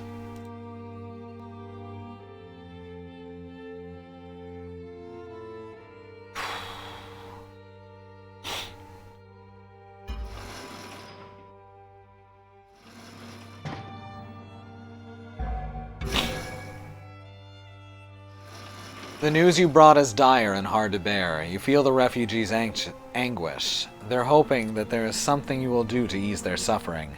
The young man in the leather apron steps forward and says, "My name is Darter. I'm an apprentice jeweler. My young brother was chased out of the village when the Gyaks attacked. He's only 7 years old. He has thick brown hair just like mine. Have you seen him?" "What's your name?" you ask sympathetically. "Sirik," says Darter. "His name's Sirik." "Sorry, what's his name?" "I can read." You've neither seen nor heard of this missing boy. The young man can sense this, and you see his face crumple and drop with disappointment. You both know that Gyaks are unmerciful creatures that rarely take prisoners, especially small and vulnerable ones. You try to control Darter. "I'll look out for him. Should I find the lad, I'll make sure the two of you are reunited." Darter nods his head sadly. He fears he'll never see his younger brother again. A tear trickles slowly from his left eye. You watch it drop from the edge of his trembling jaw to be swallowed up by the dust of the warehouse floor. The teenage girl is staring at you. She bites her lower lip and looks like she's desperate to say something, but she can't find the courage enough to utter a single word.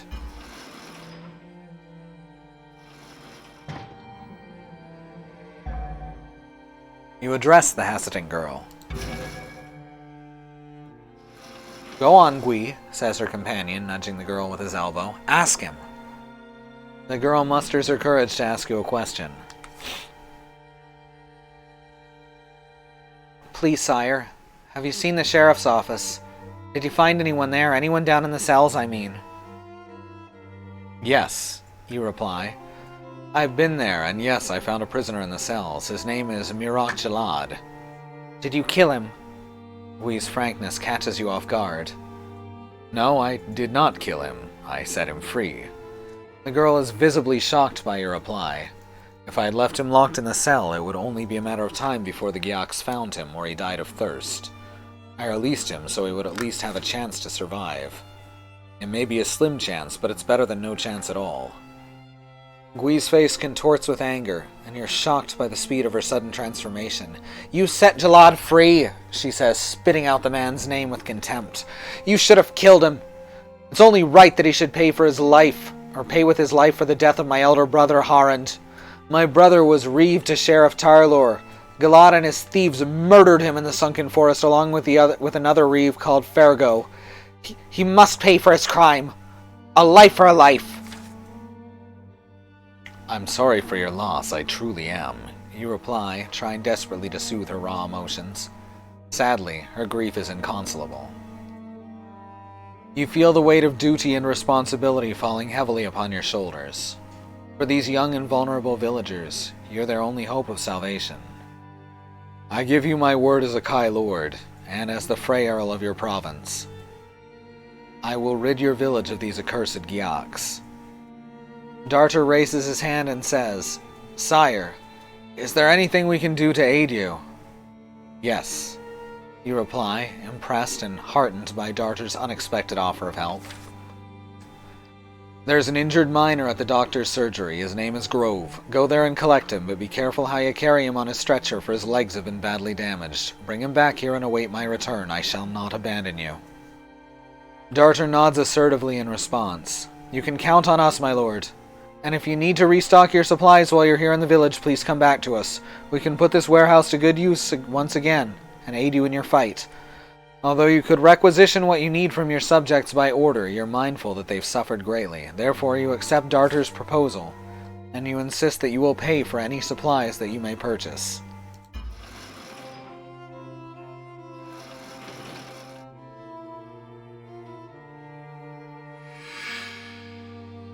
Like I say, Lone Wolf's a lot of things, but he's not a trash man.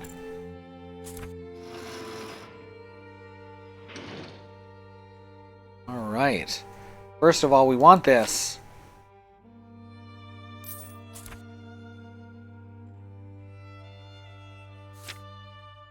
We've got a better necklace than that. We can get the finest leather pouch. Except we already have all our bag slots filled. Crossbow bolts, tainted bolts. See what we can sell off. Oh yeah, we can do upgrades. Let's open our inventory for a second. Alright, let's proper open our inventory for a second. Switch that out. Now we can sell off extra shit.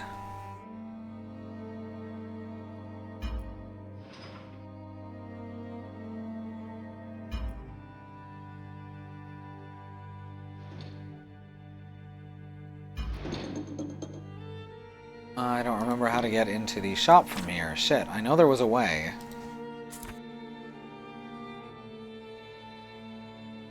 We go to the map and then click on something? Yes, there we go. Come on, Gaston. Edgelord dog friend, bad with kids.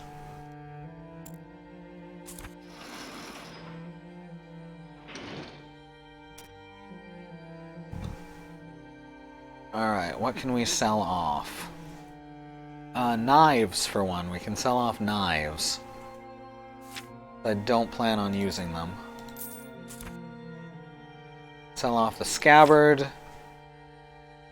There we go, that looks pretty good. Now let's look at upgrades.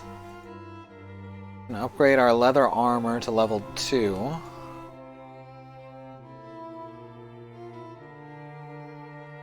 I mean, no, we can't. We'd need steel for that.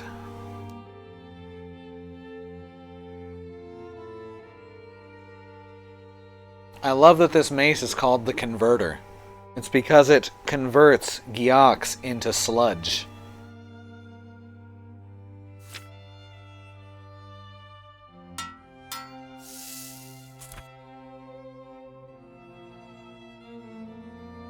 Chill, Gaston.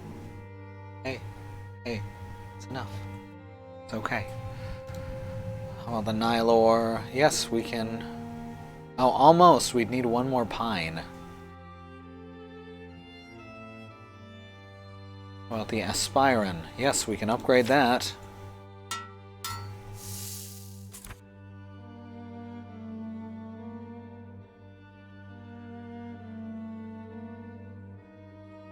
Or...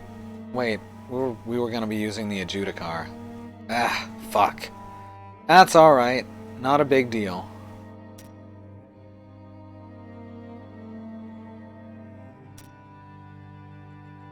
Let's switch out... Oh, I can't do that from here. That's fine. It's fine. Don't even worry about it.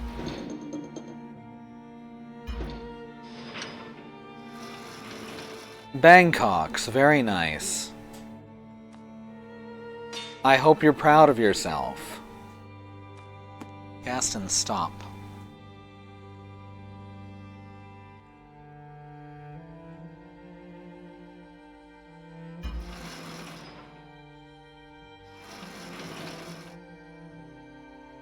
You know what CBT stands for? It means can't beat this. It's speedrunner talk. It's true.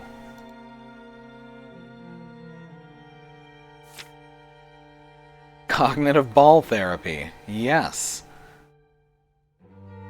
Cognitive behavioral torture.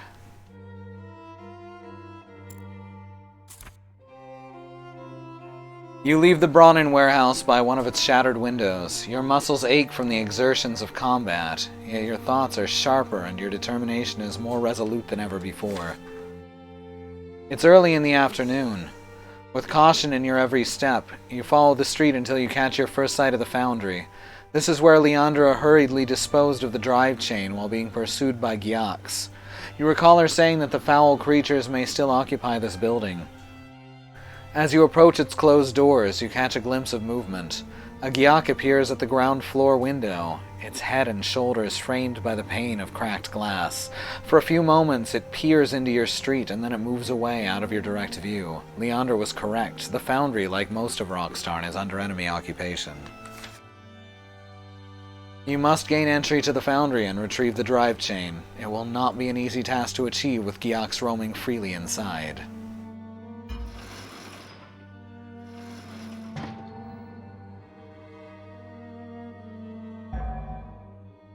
You spot a Gyak by a window and you launch yourself through it, or cautiously approach the foundry and check for unwary targets.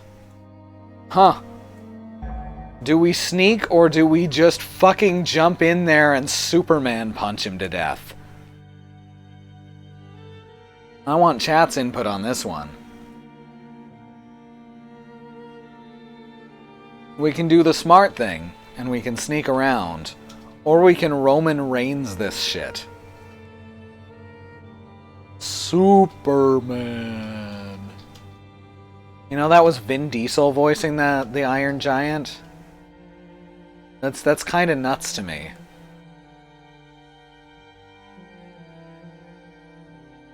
Alright, Mock says sneak, but Andy and Christy both want me to Roman Reigns it. Refenestrate yourself? Okay, it's 3-1. Sorry, Mox.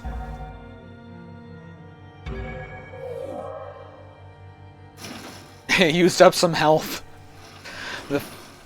The foundry doors are blackened with soot from the recent fire. You detect the group of Gyaks are gathered close to a large window located to the left of the foundry's doors. One of them comes and stands in the window, its body silhouetted by the light inside the building. You watch the loathsome creature and a bold idea springs to mind. An idea which you act upon immediately with no hint of caution. A wonderful, horrible, Grinchy idea. You raise the hood of your cloak and pull it warm Pull its warm material close around your upper body. You trust that it will offer some protection in the moments ahead. Then you rush toward the window with your head lowered. You ram the glass with your shoulder and put all your strength behind it. The pane shatters into 100 shards of razor-sharp glass as you crash through it and collide with the Gyak, knocking it clean off its feet. Slivers of broken glass have driven deeply into its face and eyes, leaving it blinded and bloodied. It shrieks in agony as it tumbles and rolls across the dusty floor, clutching desperately at its ruined face. Your thick cloak has spared you from suffering a similar fate. You scramble to your feet and unwrap yourself, shaking loose the fragments of broken glass that have become embedded in the resilient fabric. The injured Gyak howls incessantly with pain, and its pitiful cries are answered by the angry growls of its many comrades. Swiftly you unsheath your weapon and prepare to fight them to the death. Mox, as always, the voice of reason, is drowned out in favor of the age-old ethos, do it for the vine. I mean, that's usually the opposite of how this goes if Tail has taught me anything. I did that partly because super window jumps are awesome, but mostly for the opportunity to use the word refenestrate. I like the way you think.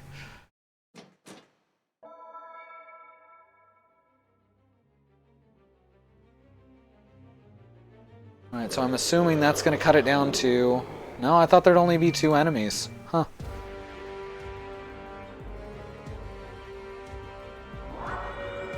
What looks heavy? This looks heavy. That's an entire minecart.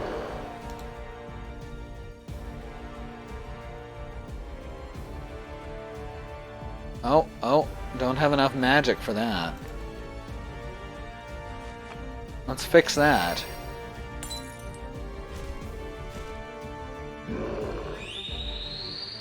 Raya's Dark Kermit Mox, that makes sense. Bleed. Oh!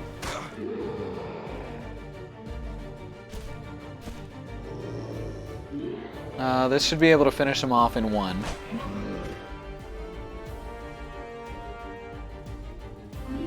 And now I should be able to take this guy out with a combo.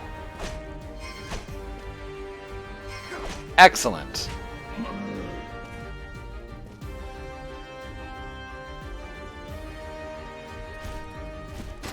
Bleed.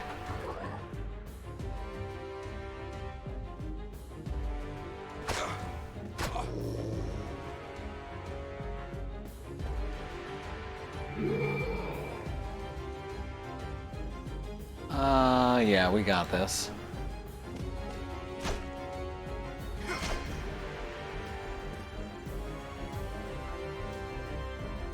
And just a quick little slice. Slowly, gently. This is how a life is taken.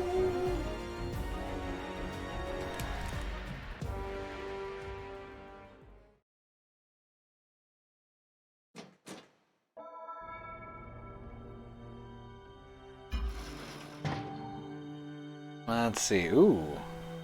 A tincture. Got a decent potion there.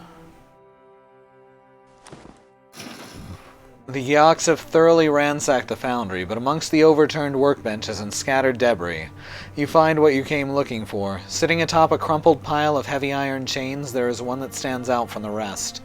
It is smaller, well-oiled, and it's been welded to form a continuous loop.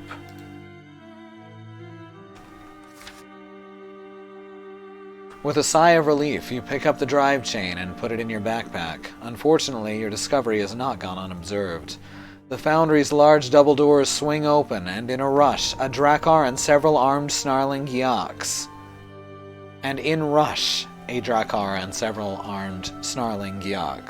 I've only had a couple sips of beer. I think it's my mouth drying out. They were drawn here by the noise of your previous combat, and the Drakkar has been watching you through the cracks in the foundry wall. He's an imposing armored warrior, human in aspect, but decidedly inhuman in behavior. Now is the moment he has decided to launch his surprise attack. Now is the moment of our discontent! Drink that. Just quaff the shit out of that potion.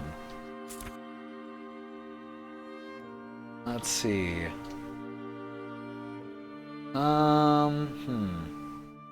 Actually put this here just in case we need a big gulp.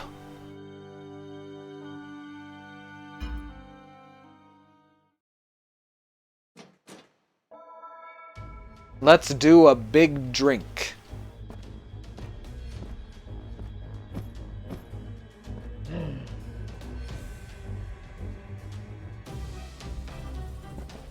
Ooh. Ooh! Don't worry about it. I got this. Ah, rude.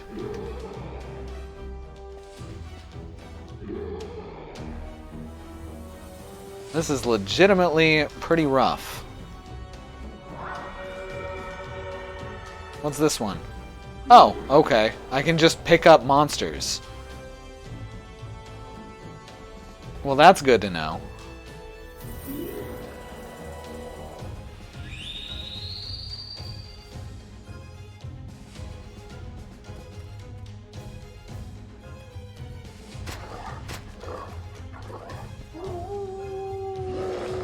Drink this. Oh, shit. It's a good thing I drink this.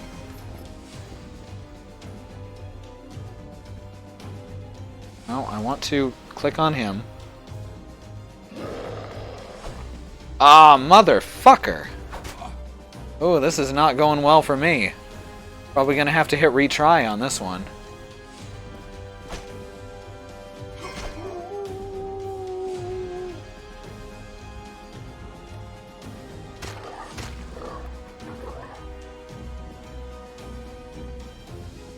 Unless I can get these extra dodges in, which it doesn't look like. Shit. Yep, that's game over.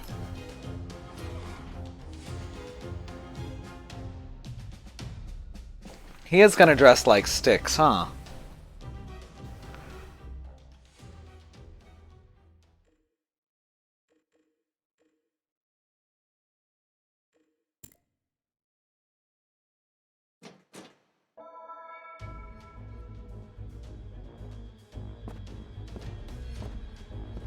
Alright, let's do this.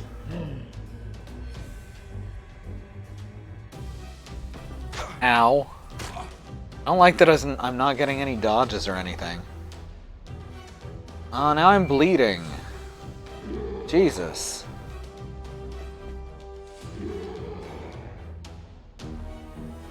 What does stealth do in battle?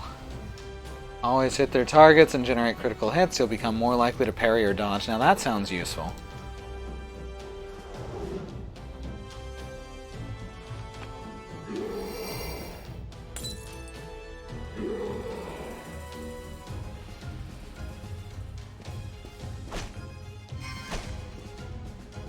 Ah, much better.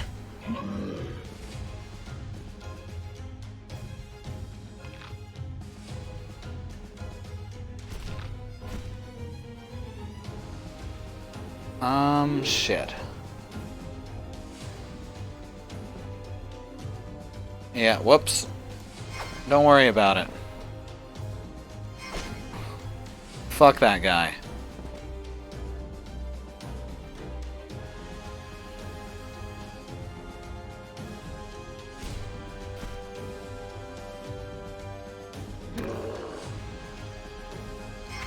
Boom! Set him on fire.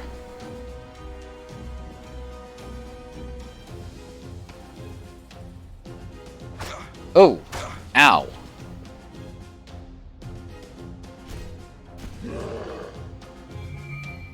Alright, now we are going to... Health regeneration every time you inflict damage. Alright, sure. That sounds good.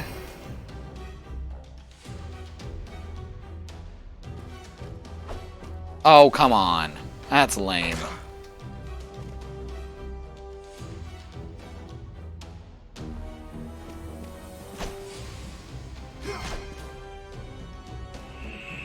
Oh, that is a lot of health regenerated, huh?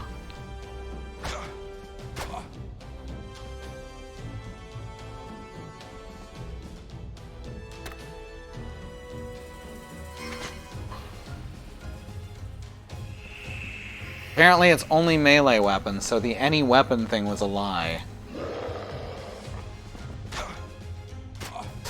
Damn.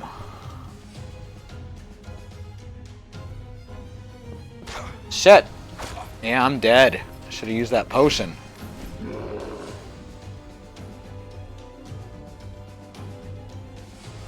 Oh, no. I pulled some off the crossbow? Oh, I didn't think I did. Alright, well now we have options open to us, so it's fine.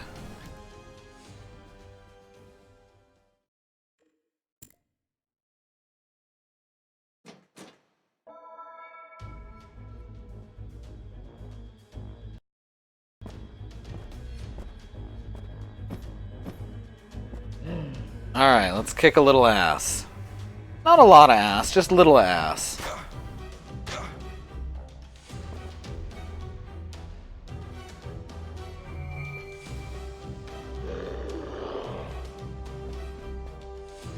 Doesn't gotta be a lot of ass.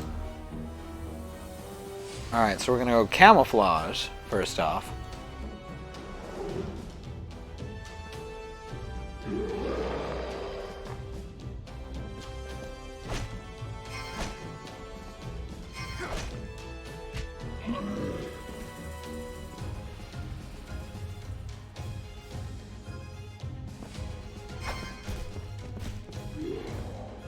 There we go, good stuff. Drink this.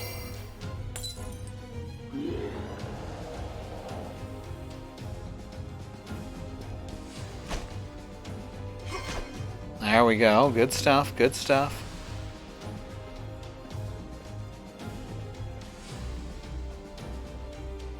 And this might be able to take him out. Oh yeah.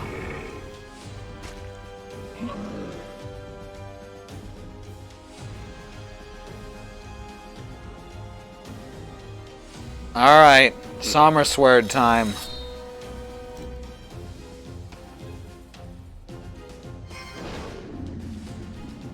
$1,500 damage, absolutely worth the trouble. That takes 350, alright. We're vulnerable now, but only for one round.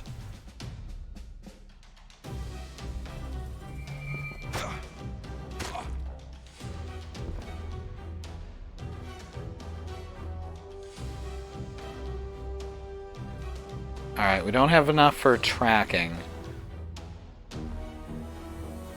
This is fine.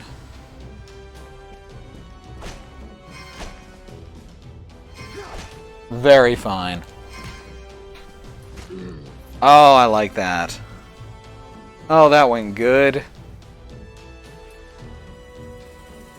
It's a little bit puzzle-solvy with some of the fights, which is one of the reasons I really liked it the first time I played.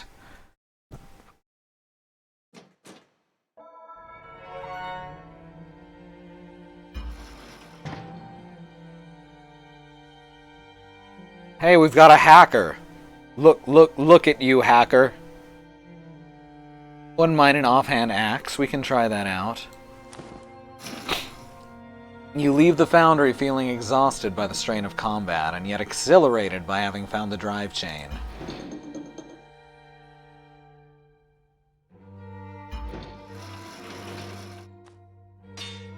There we go. Good stuff.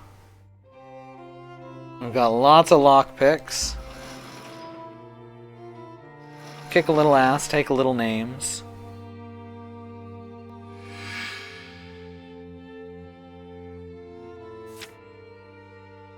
Alright, let's give it a try. Hopefully not die horribly. Excellent.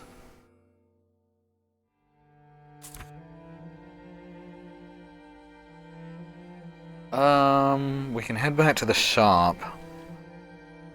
Let's head back to the shop real quick.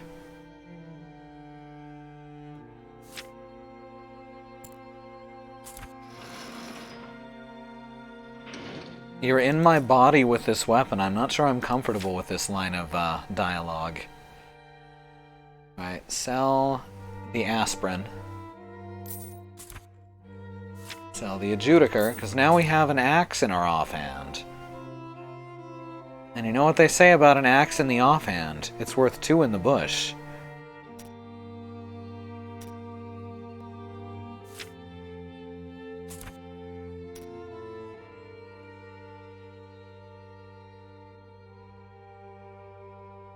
Alright, we can upgrade the axe too.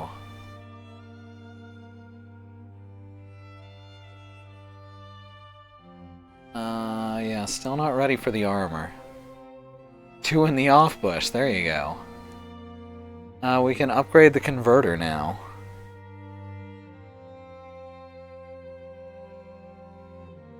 That extra little bit of damage. Let's upgrade the hacker though.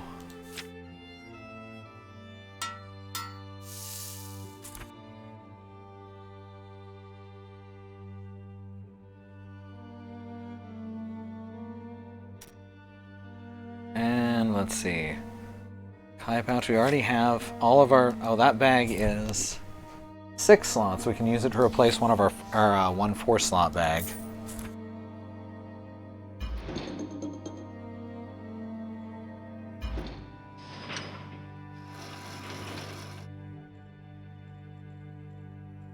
Alright, and that did it automatically too. Perfect.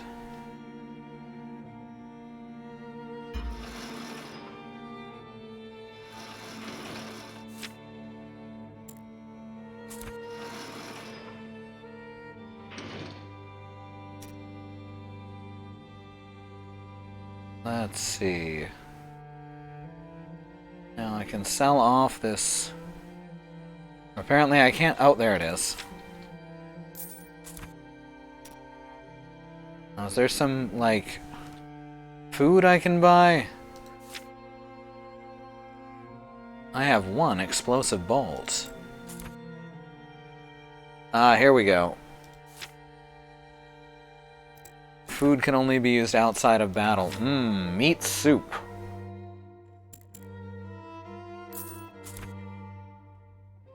But it's a much cheaper alternative to going through all your potions. So let's buy like a few of them.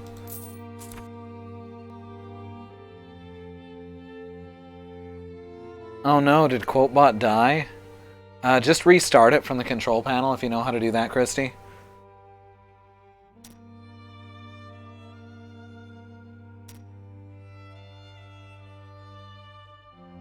Can we upgrade the nailer yet?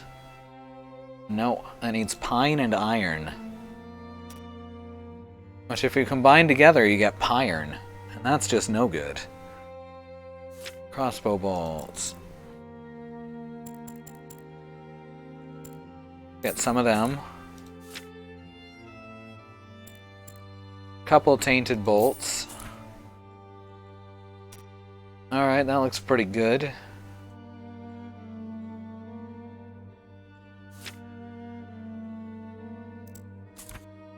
Alright, so we're done here for now. Meat soup. It's like noodle soup, but without the noodles and with meat.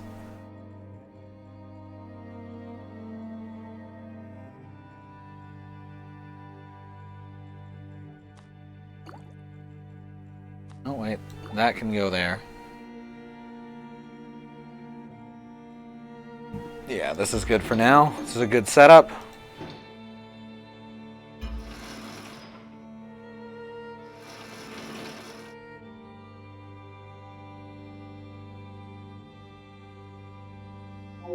And we continue.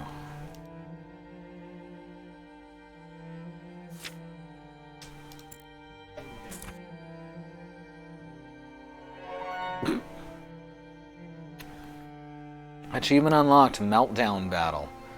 You return to the main street and make your way with caution among the fire-blackened ruins of homes and workshops in this part of Rockstarn. Now you possess the missing parts needed to fix the elevator and reach the sunken forest. Achievement unlocked, in Rockstarn. Leandra is likely to be waiting for you at the boiler house, and you do not want to keep her waiting a minute longer than necessary. You quicken your pace and head toward the end of the village, to where the buildings come to an abrupt halt at the edge of the cliff.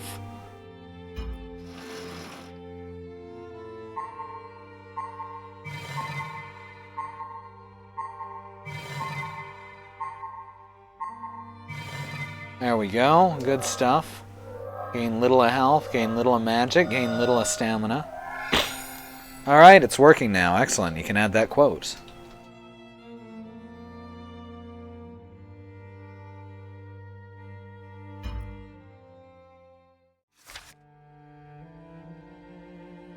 Chapter 3, Blood on the Snow. Stealthily, you move along the street until the way ahead is blocked by a barricade of timbers, barrels, and domestic furniture.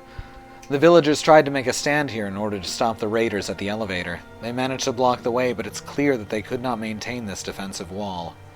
All along the base of the barricade, you find several dozen bodies, by far the single largest number of Rockstarn casualties you've found so far. The Gyaks had no need to tear the barricade down. They simply climbed to the top and hurled themselves down upon the defenders. You peer through a gap in the barricade and see that the buildings on the other side are larger and more widely spaced. They end abruptly at the edge of the cliff overlooking the sunken forest 100 feet below. You see the elevator platform in the far distance, and the boiler house where Leandra is waiting for you. However, reaching her will not be easy. There are many Gyaks in the area, and they're nervous and watchful. Making a run for the boiler house is a viable but risky option. You focus on the building and notice that it adjoins another, which you assume to be the pump room. The closest building to the barricade is a grand timber-framed house. Bathhouse, says the sign above its main door. You remember Leandra told you about the steam boilers of Rockstarn. They also provide heating and hot water to the village by way of underground pipes. It occurs to you that the main pipes may be large enough to crawl through. The boilers have been silent for more than 2 days, and the pipes will be cool by now. Reaching the bathhouse may be safer, but you cannot be sure of what awaits you there. To reach the boiler house with minimum risk, you must act quickly.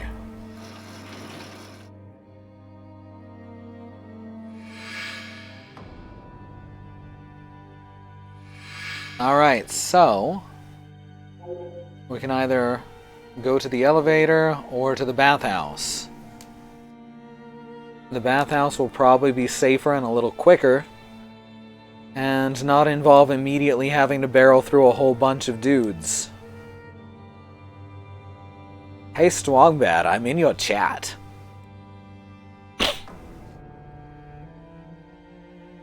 I think we'll go to the bathhouse.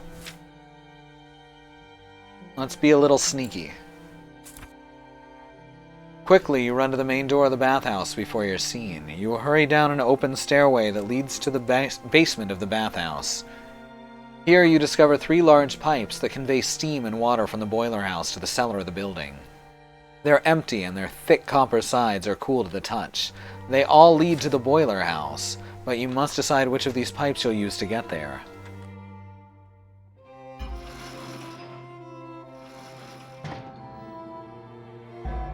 The central pipe, the rightmost pipe, the leftmost pipe, or we could have done psychic crap. Alright, which pipe? Here, let's do a poll for this one. Real quick. New poll. Pipe, left, right, middle.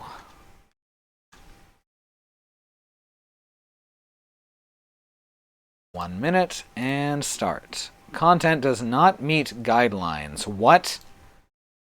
Which pipe? It didn't like me typing pipe, I guess? Alright, it didn't like me just typing pipe. Alright, whatever. We deserve some sneak after the refenestration in Rockstarn. That's right. Oh, look at that. Left and middle. Oh. Oh, it's veering towards the... Oh, no. Left and middle. Oh, no. Oh, no. It's a tight race. It's a close tight.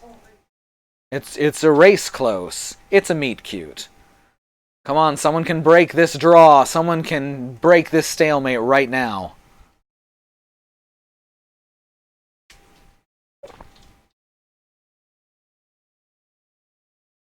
Oh, look at that. The middle pipe. The middle pipe is winning, y'all. This could be it. This could be it.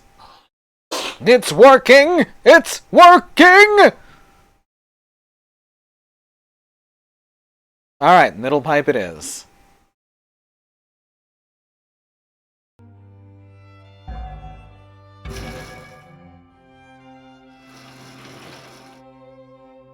This is not it, Chief. I like that. Though you did say this is not an it.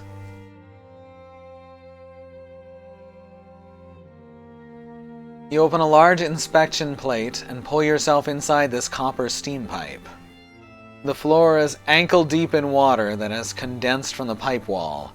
It is pure water, and eagerly you drink your fill. Refreshed, you crawl along the pipe for several yards until it begins to descend deeper into the granite bedrock. The pipe is not completely dark. There are several small pipes that feed off the main conduit for most of its length. Where it leads to a steam vent, there is a pool of dim gray daylight. Gradually, the pipe levels out, and you see that the way ahead is blocked by a large and tightly woven copper grill. It was placed here to prevent small rocks and other debris from passing along the pipe and damaging the lining. There's a hinged inspection plate in the middle of the copper mesh. It's a simple key lock.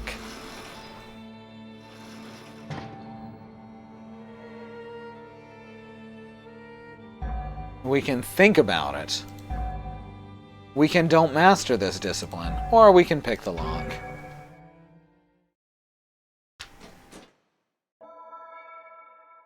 Very nice.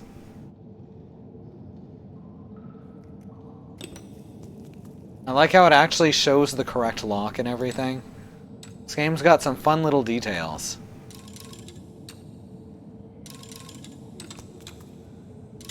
Oh, that ain't it.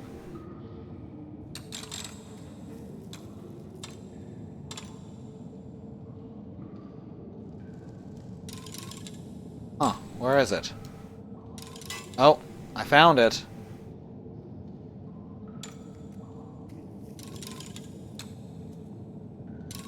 Oh, come on. Huh. Does it move every time I have to switch picks? Oh, that's annoying. Oh, that is incredibly annoying.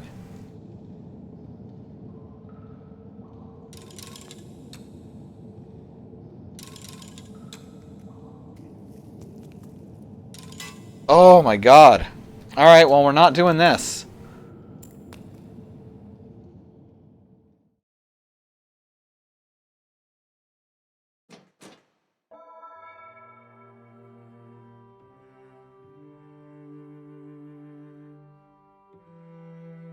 You cast your keen eyes around the edge of the grill looking for a weakness you can exploit.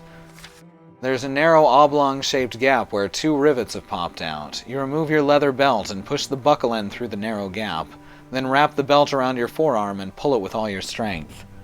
The edge of the grill begins to fold toward you. You release the belt and draw your weapon and force it through the gap and lever the grill wide open. There are sharp ringing tones as the tortured metal shrieks in protest, and this piercing sound echoes and reverberates all along the pipe. You pull back the grill and crawl through the gap into the section of pipe beyond. As you crawl forward, you see several other pipes joining this main conduit at regular intervals.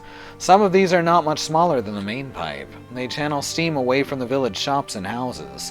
After a few minutes, you reach a section of the pipe that is closed off by a circular copper plate. This plate regulates the flow of steam from the boiler house. There is no lock or any other visible means of opening this regulator plate, and it's too thick and well fitted for you to break it down. Reluctantly, you're forced to turn around and explore the first adjoining pipe, which is large enough for you to enter. This pipe continues horizontally for a few yards before rising vertically toward a steam vent located somewhere in the streets of Rockstarn. There are copper rungs fixed on one side of the pipe, and you climb them all the way to the top. The exit is blocked by a heavy iron cover. Dim gray light pours down through the holes drilled in the cover plate. You press your shoulder to the cold iron and force it up. As soon as the seal of grime breaks, you feel the heavy cover inching upwards.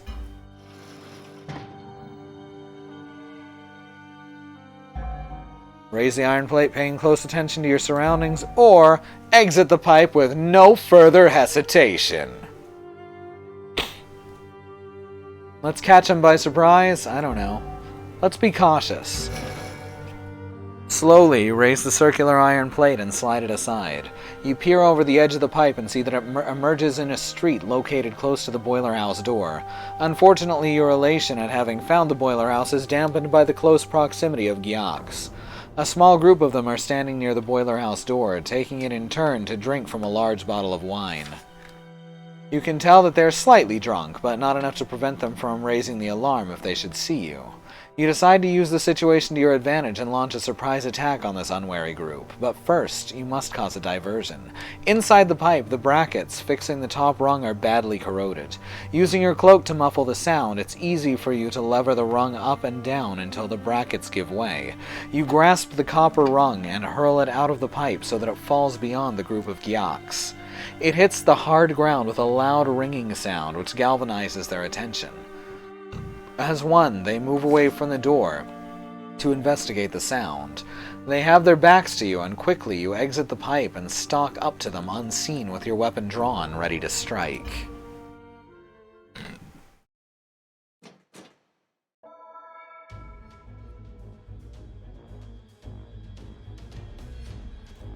Alright, let's beat up some drunks.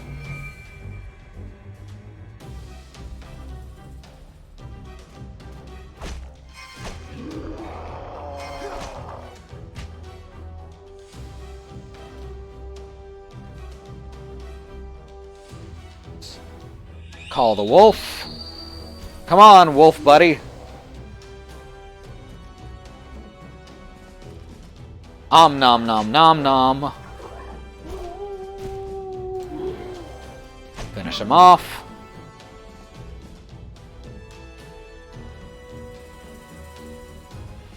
Anything else I can do here? Not quite. I can go into parry mode though, so that'll help.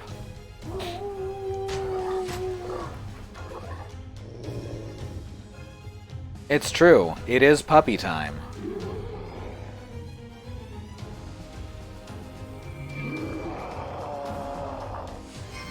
That's not gonna happen.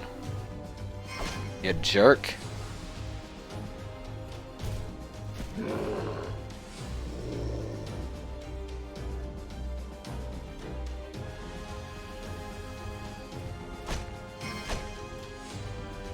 And finisher. No, not quite. Did kill him, though.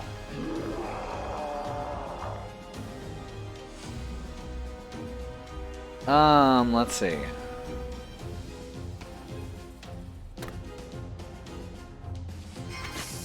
There we go. Now he's poisoned. Fuck him.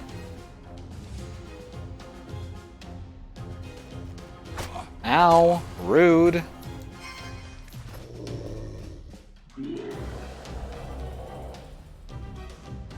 Yeah, as for the bad controls, I think that just comes down to the fact that the, what's it called? I think that mostly comes down to the fact that the instructions tell you to use the mouse when it's set to keyboard by default. Explode him? Alright, I'll explode him. I'll set him on fire. There, now he's poisoned and on fire. Would not want to be him. And now he's being eaten by a dog. Alright, bye. Thanks for your help. Yeah, this man is not happy.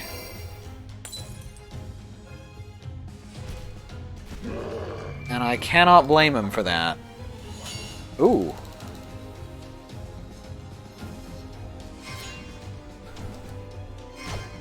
There we go. Fuck that guy.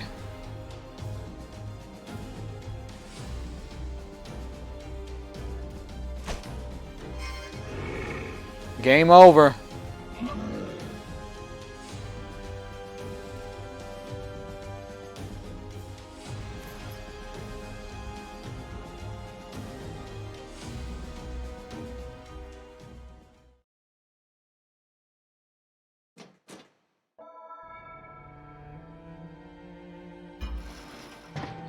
Iron, pine, Floroa fungi tincture. That'll be nice. And another converter. We don't... I could just equip 2 converters, couldn't I? That'd be fun. Double mace. You enter the boiler house and close the door behind you. Quickly, you draw its heavy iron bolt to lock it shut and then turn around to take stock of your new surroundings. This high-ceilinged, timber-framed building houses a large Bronnan steam boiler. It's braced by stout wooden beams and shiny Bronnan stay rods. The steam power generated by this boiler is harnessed to drive a long Bronnan piston that passes through the wall and into the pump room next door. You follow a narrow gangway through the middle of the boiler room and approach an archway that leads into the pump room beyond. On the floor beside the archway, there's a large wooden chest. On the lid is an oval plaque engraved with a Lomspur leaf. You lift the hinged lid and find several healing potions neatly stored inside. You're examining a potion of Lomspur when suddenly there is a loud hiss of escaping steam and the shiny Bronnan piston rod starts to move. The pump is working. I already said it's working. Fuck. Leandra suddenly appears in the archway. Her face and clothing are smeared with oil and grease. I hope you bolted the boiler house door, she says, wiping a splash of oil from her chin with the back of her hand. I unbolted it for you when I heard you fighting the Gyoks outside in the street. She stares at your tunic and cloak, both heavily stained with Gyok blood. By the looks of you, I'd say the Gyoks came off the worse. Getting here wasn't easy, you reply. How did you fare? Leandra informs you that she reached the boiler house without falling foul of any Gyok patrols. The Gyoks were alerted to your presence in Rockstarn, and their focus on finding you helped her to evade them. As you can see, I've been a busy girl. I've relit the main boiler, and the piston is now beginning to function. But it'll take a while before the steam pressure is enough to power the elevator platform. Leandra tells you that she must now reassemble the parts that previously she removed from the elevator control mechanism. It'll take me some time to fix the elevator control, she explains. The control mechanism's outside, near the cliff edge where the platform's located. There's no cover there at all. I'll be in plain sight the whole time I'm fixing the mechanism. If I'm to get the job done, I'll need you to provide me with cover from the Gyok patrols. You can rely on me, Leandra. You can rely on me, Leandra, you say, reassuringly. You just concentrate on fixing the elevator. I'll deal with the Gyoks. You both move to the door of the adjoining pump room and peer through the grimy glass pane into an open street area beyond. Leandra points out the location of the control mechanism. It's perched on the edge of the cliff a few dozen yards from the pump room door. Before we leave, you'd best give me the missing parts, she says. I won't be able to fix the platform without them.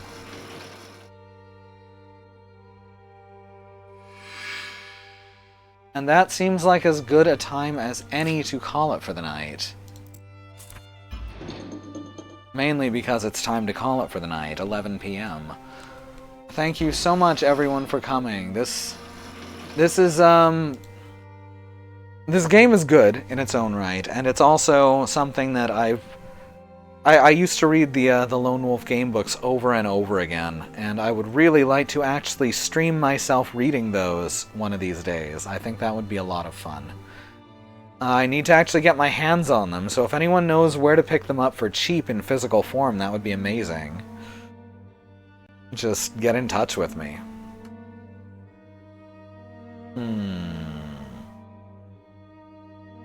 So, I guess, yeah, that's it. So, let me go over the schedule for the next week. Tomorrow is Monday, which will be Christy with Magic the Gathering, Theros Beyond Death, no punctuation. It's the new Magic the Gathering set that's coming out, and she's going to be doing an event with that. Tuesday will be Andrea with Ukulele and the Impossible Lair. Wednesday is going to be Community Day with Paladins. Hopefully we'll be putting together our ultimate esports team and getting at least bronze rank in that. Thursday will be Alice with Final Fantasy IX. Friday will be Katie with Shovel Knight. And Sunday is, of course, back around to me with more of this wonderful story. Also, I think my earbud just broke in my hand. I just picked it up and the wire snapped. That's no fun. Well, it was a $1 set of earbuds, so not a huge deal.